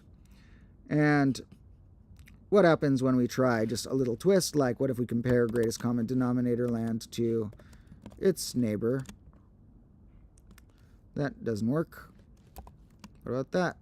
That's a little different. Oh no, that's not going to change it. What if we just had something different? Oh no, that was the boring one I tried a minute ago. So here are some that, let me always remind myself again, I have a topic for this live stream. So for each of these graphs, if I forget to mention it, you can think about it while you're watching. What of these traits does it have? And remember, there's two main families. Does it have an infinite amount filled in, or does it have a finite amount? And either of those traits, the one, you can describe it with two different metrics of number going on at once, but they sort of overlap in an interesting way where the ones that are zero proportion have finite square units, and the ones that have infinite square units are the ones that have non-zero proportion. And so for some examples of some that are, I want to find more that are infinite but don't approach taking up all of it. This one, as I zoom out, does approach taking all of it. And to me, that's less interesting than one that we can get if it like cuts a slice. Oh, whoa, what the heck? What just happened there? What? Why'd that happen? I had a triangle and I did +1 and it made a square. This is what's so cool about stuff like this. So I know I have this right triangle, the equilateral right triangle that some people call the 45-45-90. But that's a silly name because if you're going to talk about the angle measurements, just use a simpler ratio of that. It's the 1:1:2 angle triangle. And so here and also that triangle is an all-star special appearance in a later episode this grade. That's a good triangle. Not as good as the equilateral, probably. It's either, probably, maybe not, I don't know if it's even as good as the 3-4-5 side length triangle. But those three are certainly up there. That's, believe it or not, I am going to make an episode someday that is going to sound really silly, but I'm going to be 100% genuine about it. It's going to be called Top 10 Triangles. And a lot of them are going to be triangles you've never even heard of. It's going to be the top 10 triangles. Because I literally have pages of brainstorms about this already. There are more than 10 triangles. So I'm going to need to edit some off of the list and put them in as honorable mentions or something. There'll be honorable mentions along with the degenerate triangles. I'm not joking. Some triangles are degenerates. I'm not the one who named it. Now, what I love about this is that when I +1, there's a few ways of looking at this. Maybe I had this, because what I'm wondering is what'll happen when I +2. But before I jump there, I want to think about the options to see if I can predict it or see what patterns emerge. And there's sort of two things I can imagine. The +1 either took another copy of this and attached it to it for some reason, or the +1 added 1 to how many sides of a polygon are there. But we have to sort of +2 to see what's really going on. And we hit a limit at the square, it seems. What? Why? What? No. What? Why? That doesn't even make sense. We had normal.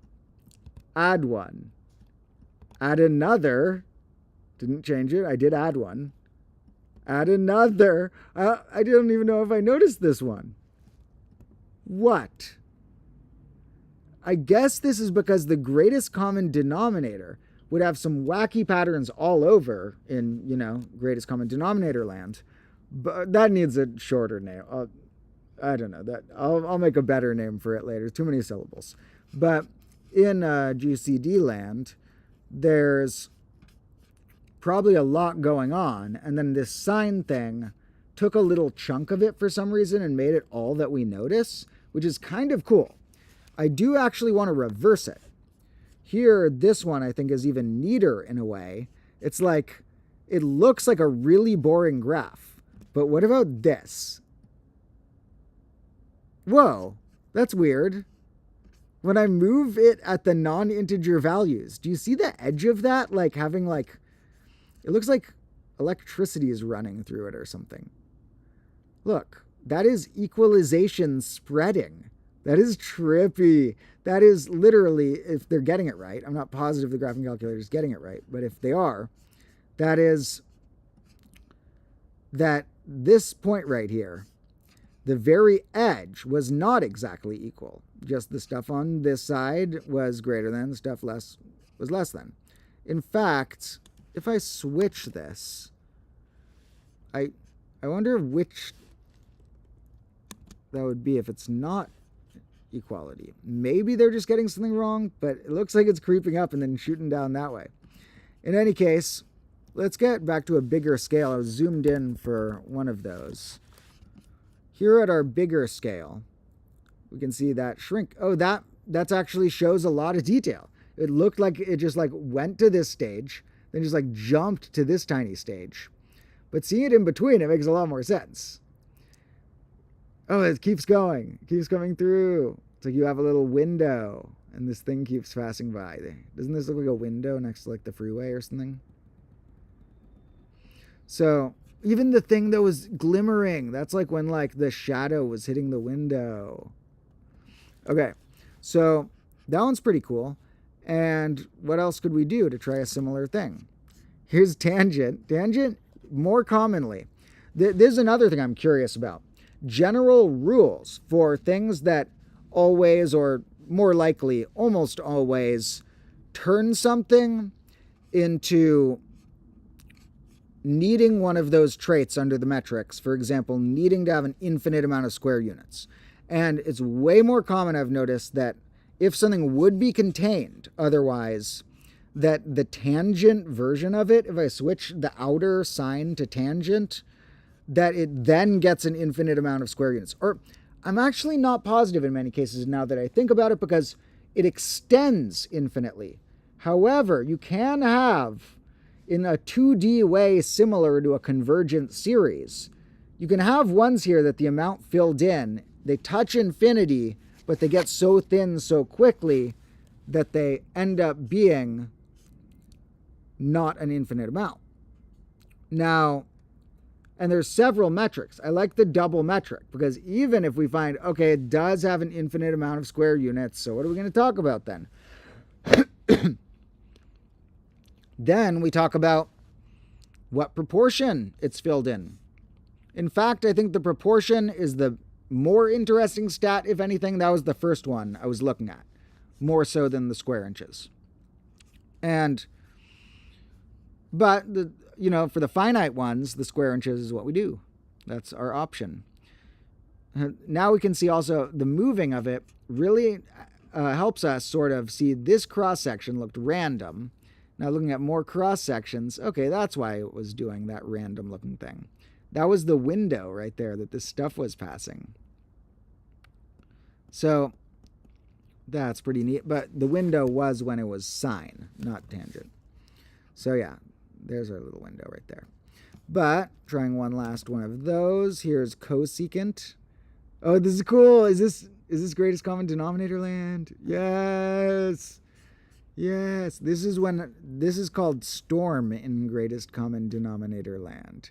This is what happens when there's a storm there and you can only see some parts of the city at a time. Also, the weather causes them to get a little like wrinkly looking, and there's some glittery looking parts because it's a weird storm.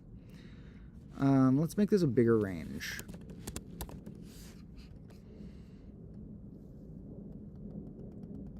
By the way, it has hit 11 in my time zone, and while it is a weekend, I shouldn't be doing this too late because I don't want to bug the neighbors. I end up getting excited about stuff and then getting loud. I have a relatively loud voice even when I'm not getting extra hyped up about a graph. So, warning that we will probably be live streaming just another 10 minutes or so. And if you have any last thoughts, I will check the chat one more time before that. As usual, if you watch it in the future, I do often, I still need to catch up on a bunch of old comments on my videos and stuff, but when possible, I try to look back later at the live streams to see if people commented after. And additionally, I often try and go back and add timestamps for different parts. At some point, I may add timestamps to this one of like the different topics I discussed, but this one's sort of a one-topic stream, so it's less crucial. But if anyone ever watches a stream, or this would be better if I had said this before you watched it, but in the future, if anyone watches a stream, or for this one, if you're in the mood, and you want to leave a comment that has like a time, like, 1:2:3, if it was at 1 minute 23 seconds, and then you put like that and then a dash and then some description, makes it into a timestamp if you put that in a comment. If anyone's ever has a part that they like, then comment when it is, because those are helpful. I don't always get the chance to put the timestamps on them. And if you're like, oh, there was a cool discussion, but it was buried in the middle of the live stream, well, maybe you can help out your fellow combo lords by like mentioning like, oh, this random thing was talked about at this random point. But also, I'm going to get back into when the live stream has a ton of different topics, I am going to get back into putting the timestamps on them, because I know I find it helpful as a viewer if I watch something long that has them. For this one, we'll see, because it's kind of one topic-y. But this one's pretty neat, and this was all sort of trying this one thing with different very mild variations around here, like that or that. But what about variations with the x and the y? Here's when we multiply instead of add them. And now, are we still passing greatest common denominator land? It's hard to tell. Some of these, you have this pattern. This one, yeah, you can see it at that state. But I love the ones where you have a pattern that at a still moment only has parts missing. But then, like, if you move a slider of the right sort, the missing parts move. And then you can see the overall shape from those windows, or anti-windows in some cases. That's so cool. And so it shows, a lot of this stream I've mentioned at least 2 or 3 different ways that you might see a graph that you think looks boring, and it's not. Whether it's from needing to zoom in or out, or from something like needing to generalize it with a slider. And I want you folks to remember, every equation can be generalized, because every equation is itself with some plus zeros and times ones thrown in, and I can turn those plus zeros and times ones into variables and change things. And where I put those plus zeros and times ones that I end up fiddling around with will change a lot. But that is one of the easiest ways you could, create a new generalization for something that you wanted it to still be a member of, would be to add some slider that it would be a member of at 1 if it's multiplicative, or it would be a member of at 0 if it's additive. Now, we have some notes that of possible nickname ideas. Wade suggests factor mazes because of the shapes. And yes, I have noted that they look maze-like before. That is a pretty good name. That maybe we'll even use as our default name for now. It's a good suggestion. My only thing I'm thinking about with that name is it sort of gets subjective on which friends or similar ones like this look like a maze or not. For example, what if this one didn't have other states we were sliding through, and like the slider didn't change this and was just this? Well, I guess out here this does look maze-like, but some other ones look less maze-like. Like, what if it was just like, is that a maze? It's kind of hard to say. So that maybe I would be more open almost for calling the greatest common denominator one the factor maze. But wait, that was the GCD is related to our slider. But what about least common multiple? Because that's the other common one we have on here. So here is some different stages of greatest common denominator lands, history, or maybe they're all still happening at once and different people just see the world differently. But what happens when we least common multiple it? Oh, that one's so boring in comparison. Oh, no, it's not. Nope. This is one of the ones I was talking about where you need a slider to make it cool. Look right here, you're like, that is not that crazy of a graph. That is a pretty boring graph. Not to diss on a graph, but when you're just seeing beautiful graph after beautiful graph, something like this isn't that enticing. You'd be willing to maybe just go right past it. However, right now A is 1. And so that would be if we had this goes to 1. We could have walked right past it. Call it A and then move it. Look at this. That's crazy. That's crazy. So This one, as we go, that's another question for some of these. Are there some that with a slider approach filling in all of the graph, but along the way they're filling in different sections of it? Because with a finite thing growing, it wouldn't do that. It would grow its area, but it would still, as it's going, be an infinitely small part of the total. But, with something, my way of visualizing the proportion of the total is sort of the clock-like thing that we were doing before, or if you just need few different discrete ones to imagine, you can imagine the quadrants going on here. There are some things we can create that, just as a really simple example, if I said, what are the spots where it holds that x is more than 0 and it holds that y is more than 0? Well, 1/4 do that. What if I just said the x one mattered? 1/2 does that. If I said neither do it, also 1/4 would. If I said exactly 1 did it, then 1/2 would do it. Or we could get a 3/4 if we said at least one of them. So those are examples of what we're looking for, but since graphs are so square-like, they're going to have a lot of stuff like that it's easy to make 4 different possibilities from. And I want more examples that are some, simple-ish, it doesn't have to be that simple, equation that I will keep poking around on this. I had a lot of fun the past day or two messing with some other ones. But the sort of lost track of my train of thought, but that's okay because I was going to wrap up the stream before long anyway. Or I guess all I was going to say was that it's other simple-ish equations that split it into a clear proportion that it is an infinite amount of square units, but some proportion of the whole seem really interesting to me. For example, can you make one that the amount of the whole that something fills in at its limit is like 1 divided by pi? Or what about just a weird fraction? What about 1/7? Or, what could you do with these different thoughts? Remember also, along the way, if you ever try this, or just when watching my videos, you want to think of things multiple ways. And all of this is already doing that. We're taking a numerical concept that could be just like algebra on lined paper. But here, we're turning it into graph paper and making it into this whole other way of visualizing it. But even here, there's sort of a third way of visualizing it, which is, could I describe it with words? This one would be described as, what proportion of pairs of numbers are both larger than 0 if you have a pair of numbers?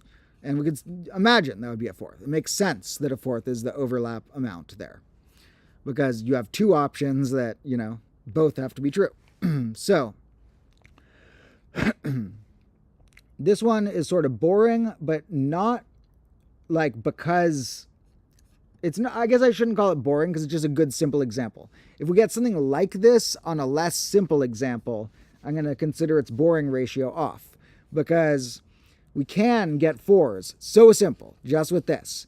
And fourths, being so inherent to a graph, are a little less exciting than if we find something, for example, that splits this into a third or something like that.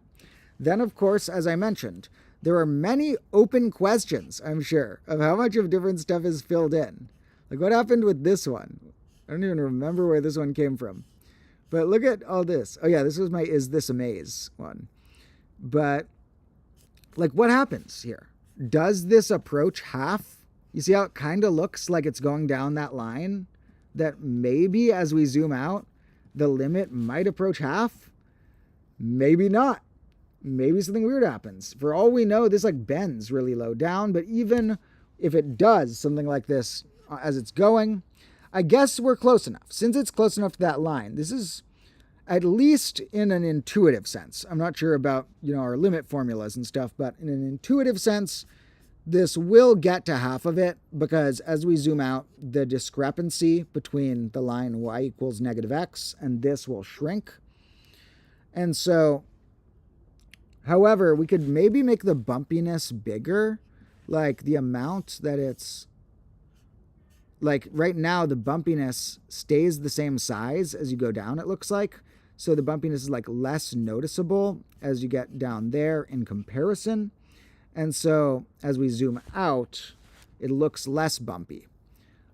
However, I want one that like the bumpiness gets more as it goes down, and then it would be extra ambiguous about what it approaches. But even here, this is sort of a beautiful example of what I'm trying to hint at with this concept of like this one, at least in an intuitive sense, and just in a probably sense, because I haven't done the math on it, this one is such a weird, crazy, scattered graph, but some trait about it does sort of capture half of the things.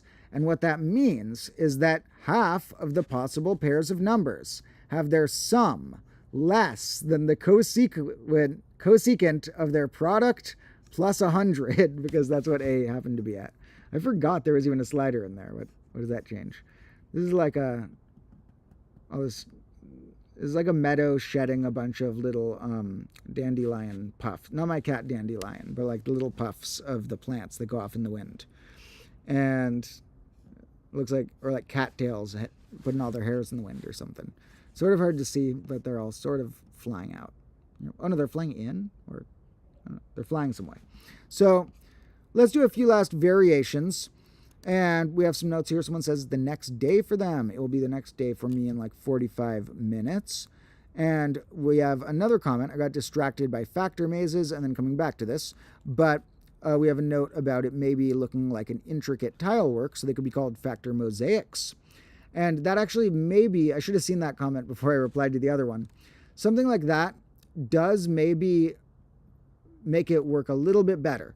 The only other thing I would need to think twice about before, and I love that as a nickname, but before it starts becoming my main nickname, the one thing I'll have to think about is what's the line between them relating to factors or not? Because you could argue that like the product compared to the sum relates to factors in some ways, not just if we just have those two in the equation, but there are ways to make those like noticeable for factors in the right equations. And so I guess it could mean, the ones related to like a least common multiple or greatest common denominator, although we do often mix those with other stuff. And although it's vague, many terms are vague. So maybe I should not criticize terms for being possibly vague. And let's, for now, add those terms to our vocabulary. There's a lot of different types of these that look like different sorts of things. Some look a bit more like mosaics, or something that I often think of them as similar to mosaics is sort of like wallpaper, or sort of like carpeting, or like a pattern like that sort of. But other ones look more like forests or like cities. So I almost think that we almost need, although nicknames for the big categories are good and will motivate more people to look at examples of them maybe.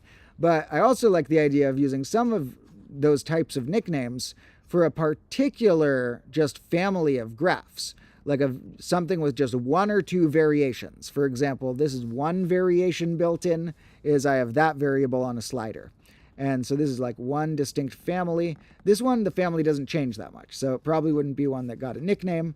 But maybe if I found one that did something really interesting, then let's see. Then we would do that.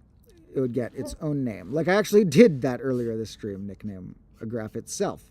But I do also feel free for people to leave more comments of what you think general families of them could be called. It's even a fun question, like what types of families of them would you identify?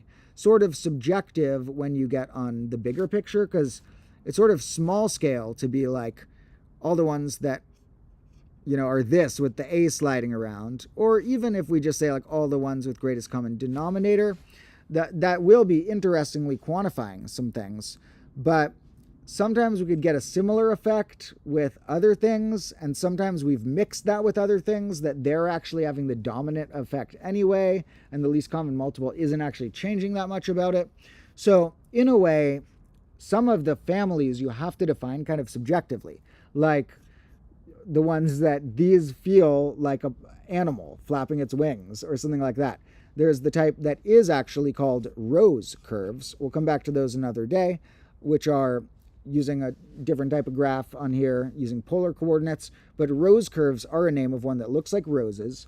And like I nicknamed a similar type that I called the insect curve because it was making cool insects or something along those lines. That was another live stream a while ago.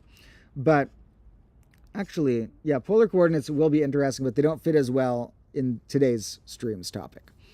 For the typical type of graph here, this one also has that interesting trait where I think it approaches half maybe, but it's really hard to tell. So, but yeah, leave a comment if you have any thoughts on that latest question, which is, what families have you observed in different graphs we've seen? Some that I've observed are ones that look like animals, ones that look like plants, ones that are sort of like doorways. They have like a fractally like in thing. There are some that look sort of like highways or freeways. Some look like a certain sort of flower, like a certain sort of round shape with this one like fractally like tip coming off that reminds me of these guava plants in my yard. There was one day that a whole stream was about like, this graph looks like a burger factory. I swear, it's going to sound silly, but trust me, it looks like a burger factory. That was the entire point of it. And you're probably thinking, if you haven't seen that from a long time ago, which most of you probably haven't, like, what on earth are you talking about? A burger factory? That's not even a thing. Yeah, I know it's not a thing, but imagine a burger factory. And a burger factory would look exactly like that graph. I'm going to have a lot of fun going back through those streams sometime. I don't really rewatch my old bonus content ever. Sometimes I'll rewatch my old videos, but sometimes it's fun to do anyway, or I can learn things from it. And I am going to have to rewatch all of my streams related to graphs at some point. For the first time, I make an official episode about graph type. Graphs have been in my episodes before, but when I consolidate a lot of these things I want to say about graphs into a main episode on my main combo class channel, not this one, then I also am going to need to put at least a few of like the greatest hits. And I'm going to feel like I missed one of the greatest hits if I don't skim through or maybe even straight watch through all the old streams. By the way, I want to point something random out about today's stream. You may be noticing there are no ads on the stream.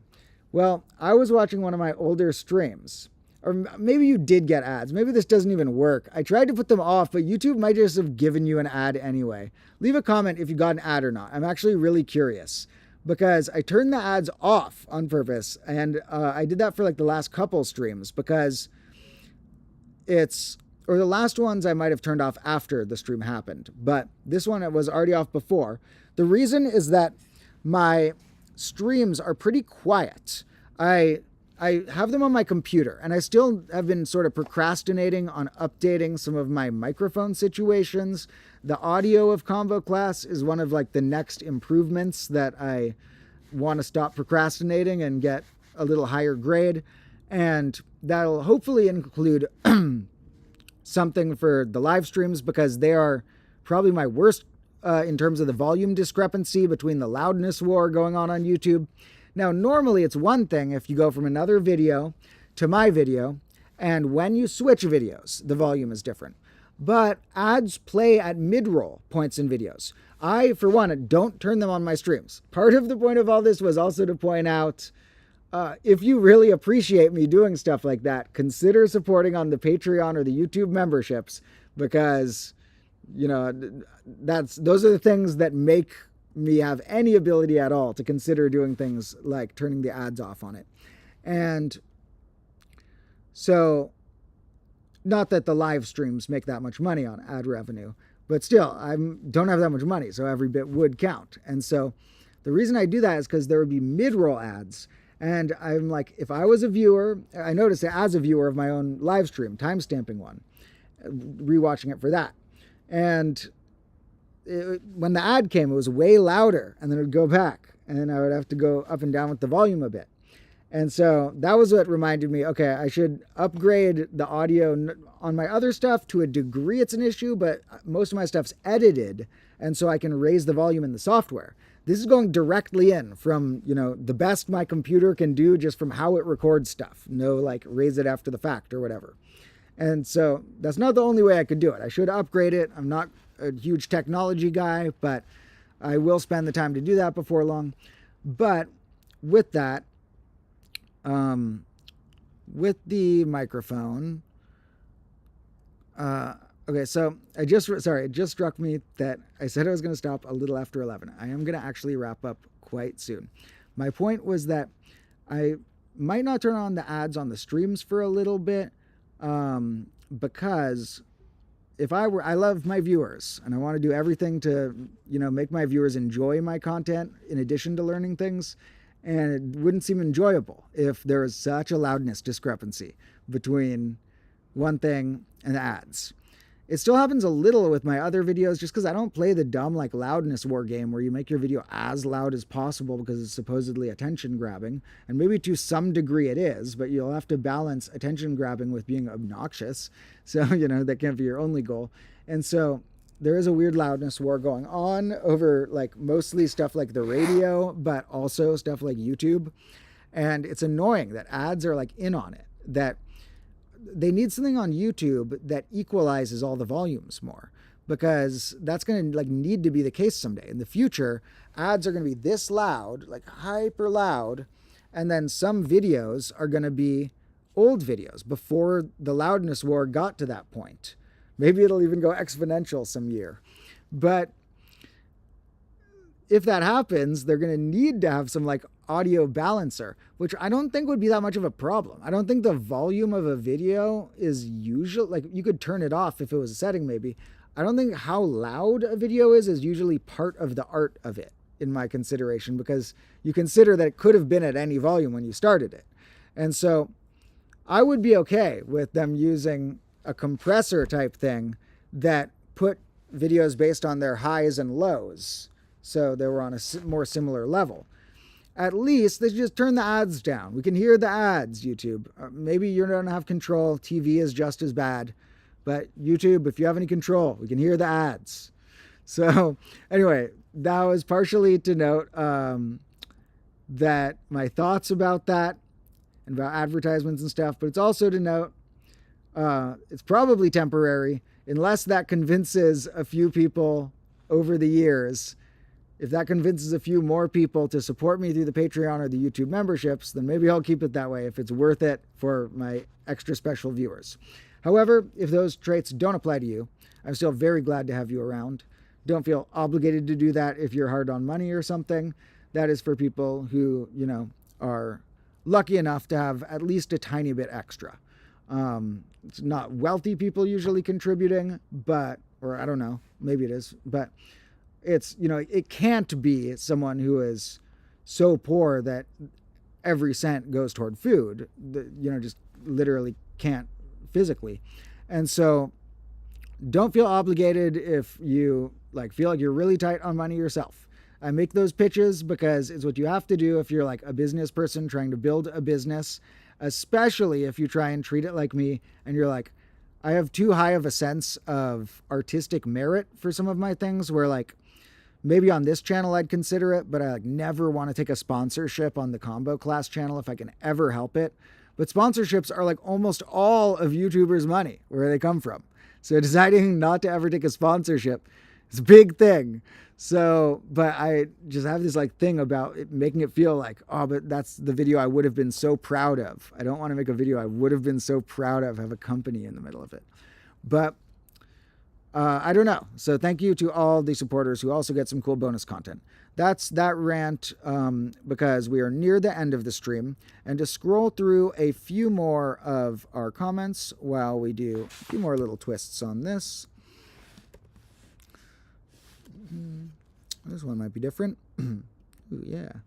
So this is another one where we can sort of see the inequality thing probably approaching half being filled in. It's hard to tell, but probably this one approaches half. But some of them could have some really weird twists, like if these holes that appear to be little dots missing here are actually holes, and then they're more and more holes as you go out or something. But at least in an intuitive sense, this sure looks like it approaches half. And sometimes you can get sort of the gut feeling by when we approach out, they make it look like straight lines at this point. And that at least gives us the clue that it's at least close enough to that that at a certain scale, Desmos rounds it completely to that. So otherwise, if there was a scale that we saw a notch different as we had zoomed out, here we only see that if we zoom in super far, we get to see that bumpiness. But in any case, I keep going back and forth on trying to make cool graphs, but also trying to check the comments so I can wrap up the stream shortly. And right now I'm just going to have to say thank you for all the comments. And also, since I like the nickname comments, I am going to say to Wade's comment that they noted maybe a factor orchard, the ones that are more sparse. I do like orchard because those are full of trees, sort of.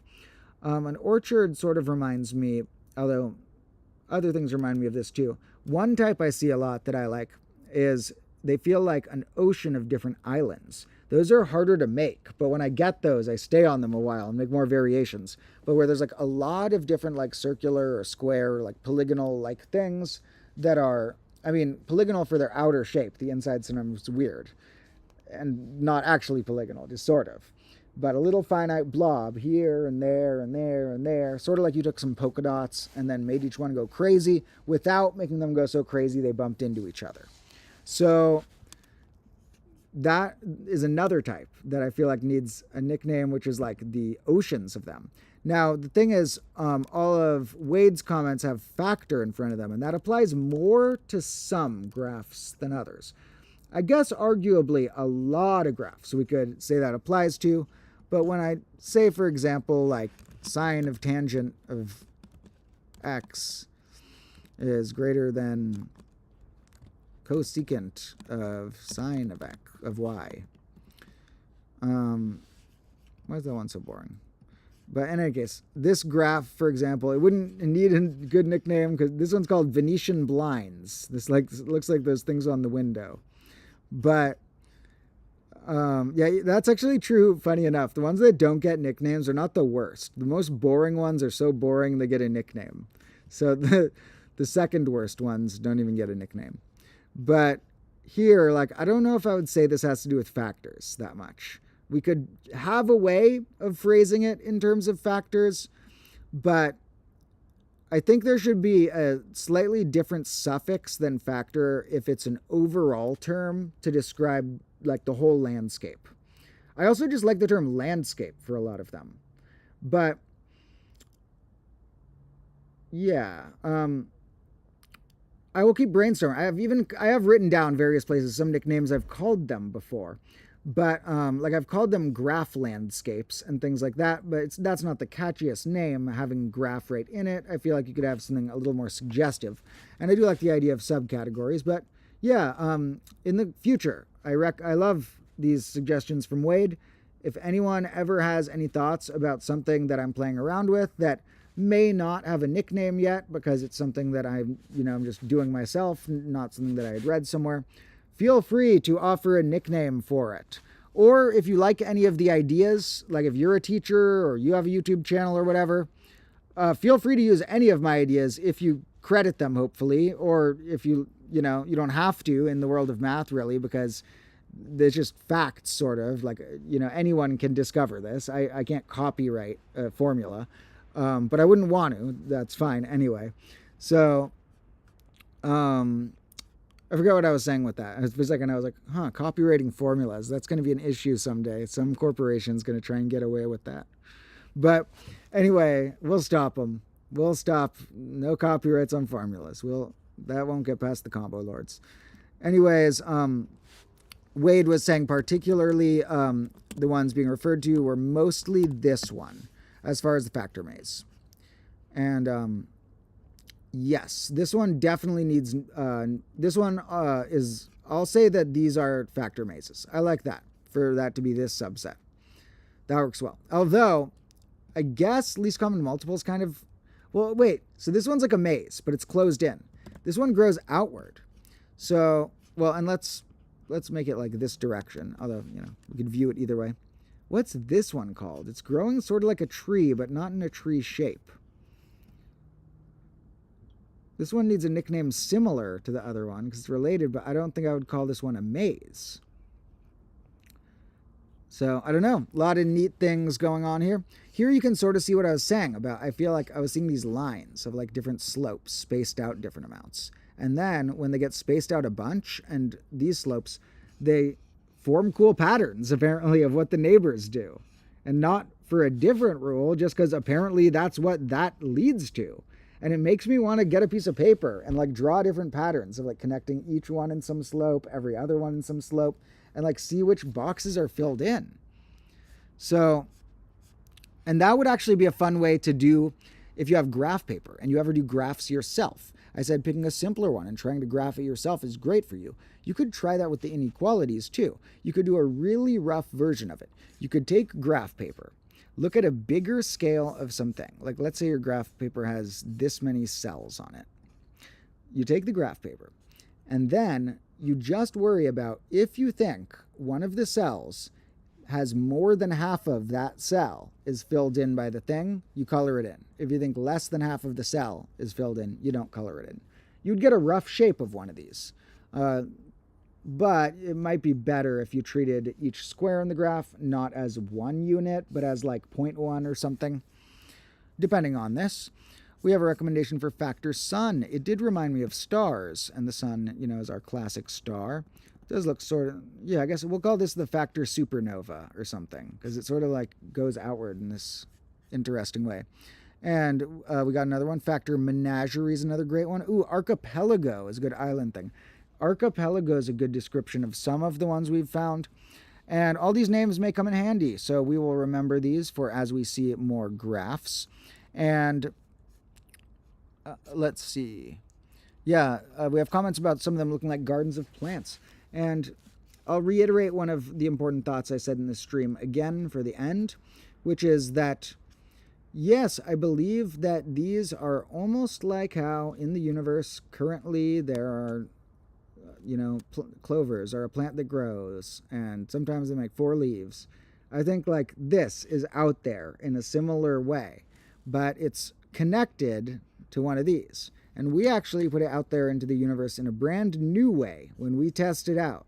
We dig it up from some invisible hiding place for an animal to see now. And that's one of the cool things about the internet, like I noted. But as one final reminder of what this concept overall, how I would sort of phrase the concept overall, using some metric like an expanding circle or square with seeing its limit, some metric of capturing the limit, what we're sort of looking at is for a given graph.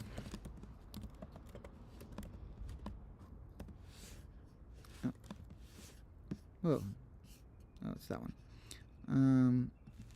Let's try and make it more interesting somehow. Okay, oh, that made it more interesting. Squaring always helps. Actually, it doesn't always help. That was a bad way to phrase it, because squaring actually is one of the ones that sometimes I think it'll be cool. Then it turns all the like stuff that was negative that was being interesting into positive, and it like makes the whole thing less interesting. Sometimes the second powers like lose half the detail. So, but not always. Squares are our friends. We wouldn't be on this if it wasn't for squares. We would be using a triangular graph, and it would be a little trickier. Maybe a hexagonal graph, but which are secretly sort of the same. They are each other's dual graph. This is its own dual graph. I gotta say, in a lot of things, I think squares are overrated, and triangles and sometimes even hexagons are cooler than them. And triangles are so fundamental. They're the best polygon. But in terms of, and hexagons also, I think are better than squares. But in terms of a grid, squares win. I got to admit it. For the grid, squares are the winner. The others are really good, really great and cool. But of the grids, I need to hear someone's very, good argument if they think otherwise. If they think that, because I'm really curious if you think otherwise. If you think, as far as the type of thing we're doing, if there's a way it would be just as easy on a triangular graph, I actually haven't tried that much. Maybe that'll have to be a future topic once I research it in the meantime.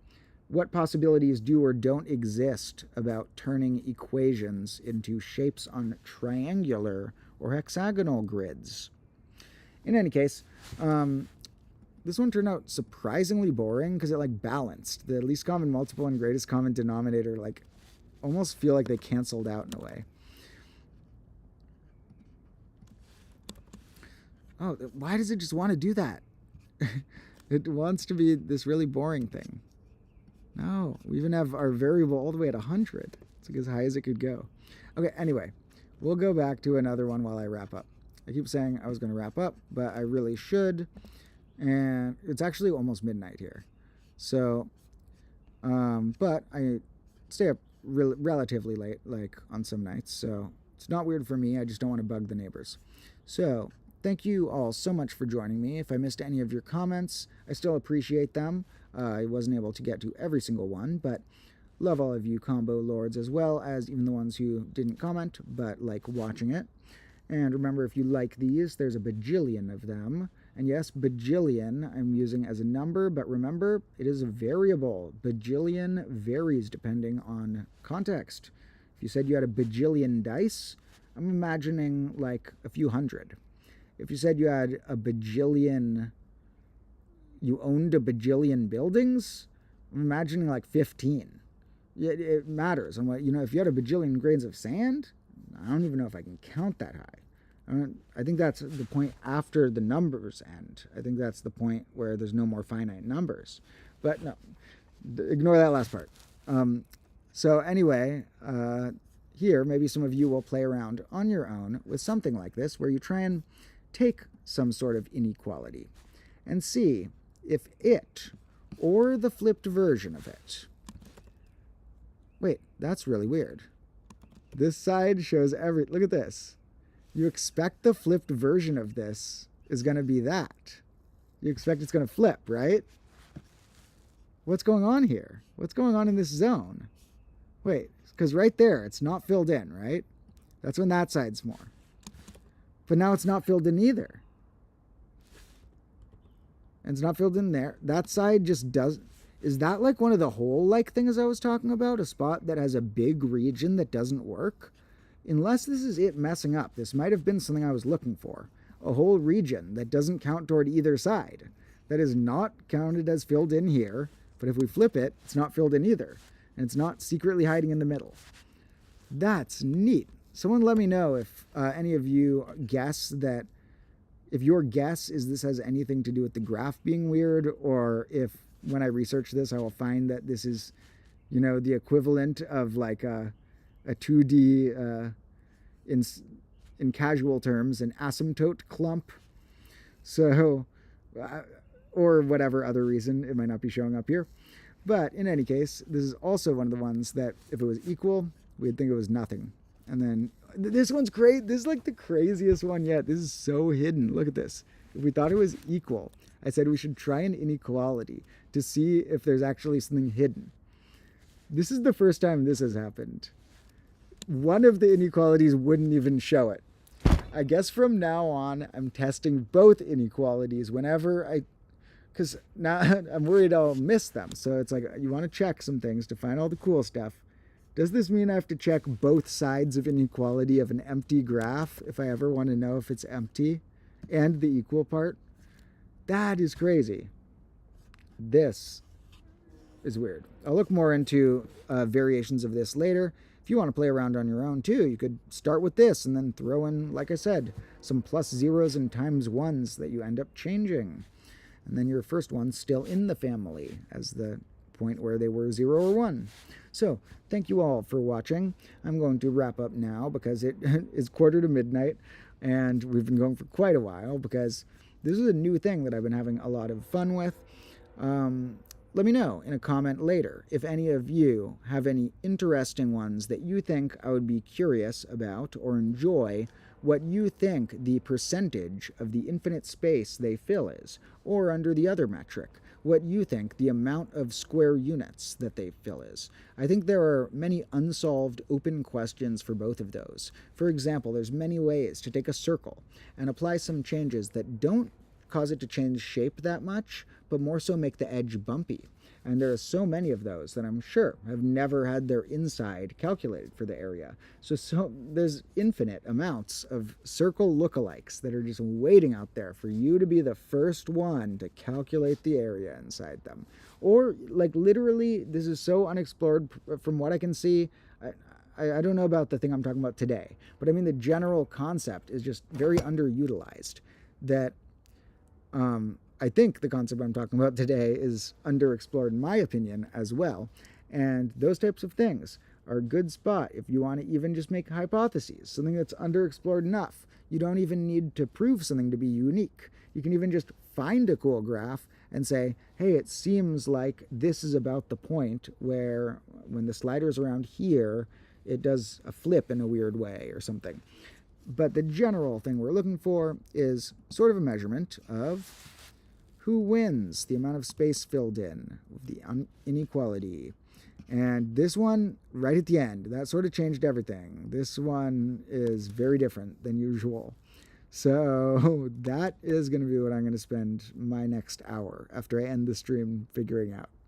Anyway, I love you all so much, and I will catch you again soon. Make sure that you're also tuned into the main combo class channel. It's been a while since the last episode, almost a month, but that's because I've been working sort of on 2 episodes at once, and the next one got me enwrapped in an insane side quest. And so if the next just 1 episode on the combo class channel doesn't seem as mathematical, and that's mostly what you're here for, if it is, then promise me, please watch it. That is such an important episode of my life. That next episode about my quest to find 4-leaf clovers is one of the coolest things I have ever decided to do in my life, from all the things that it led to. And just from how many 4-leaf clovers I found. And more than 4 leaves. So that'll be out hopefully in a few days. I have a lot of editing, but hopefully in a few days. And I will see you again on this channel soon as well. I love you. I will see you, I don't know when it ends, if this is going to cut it off or what gets cut off.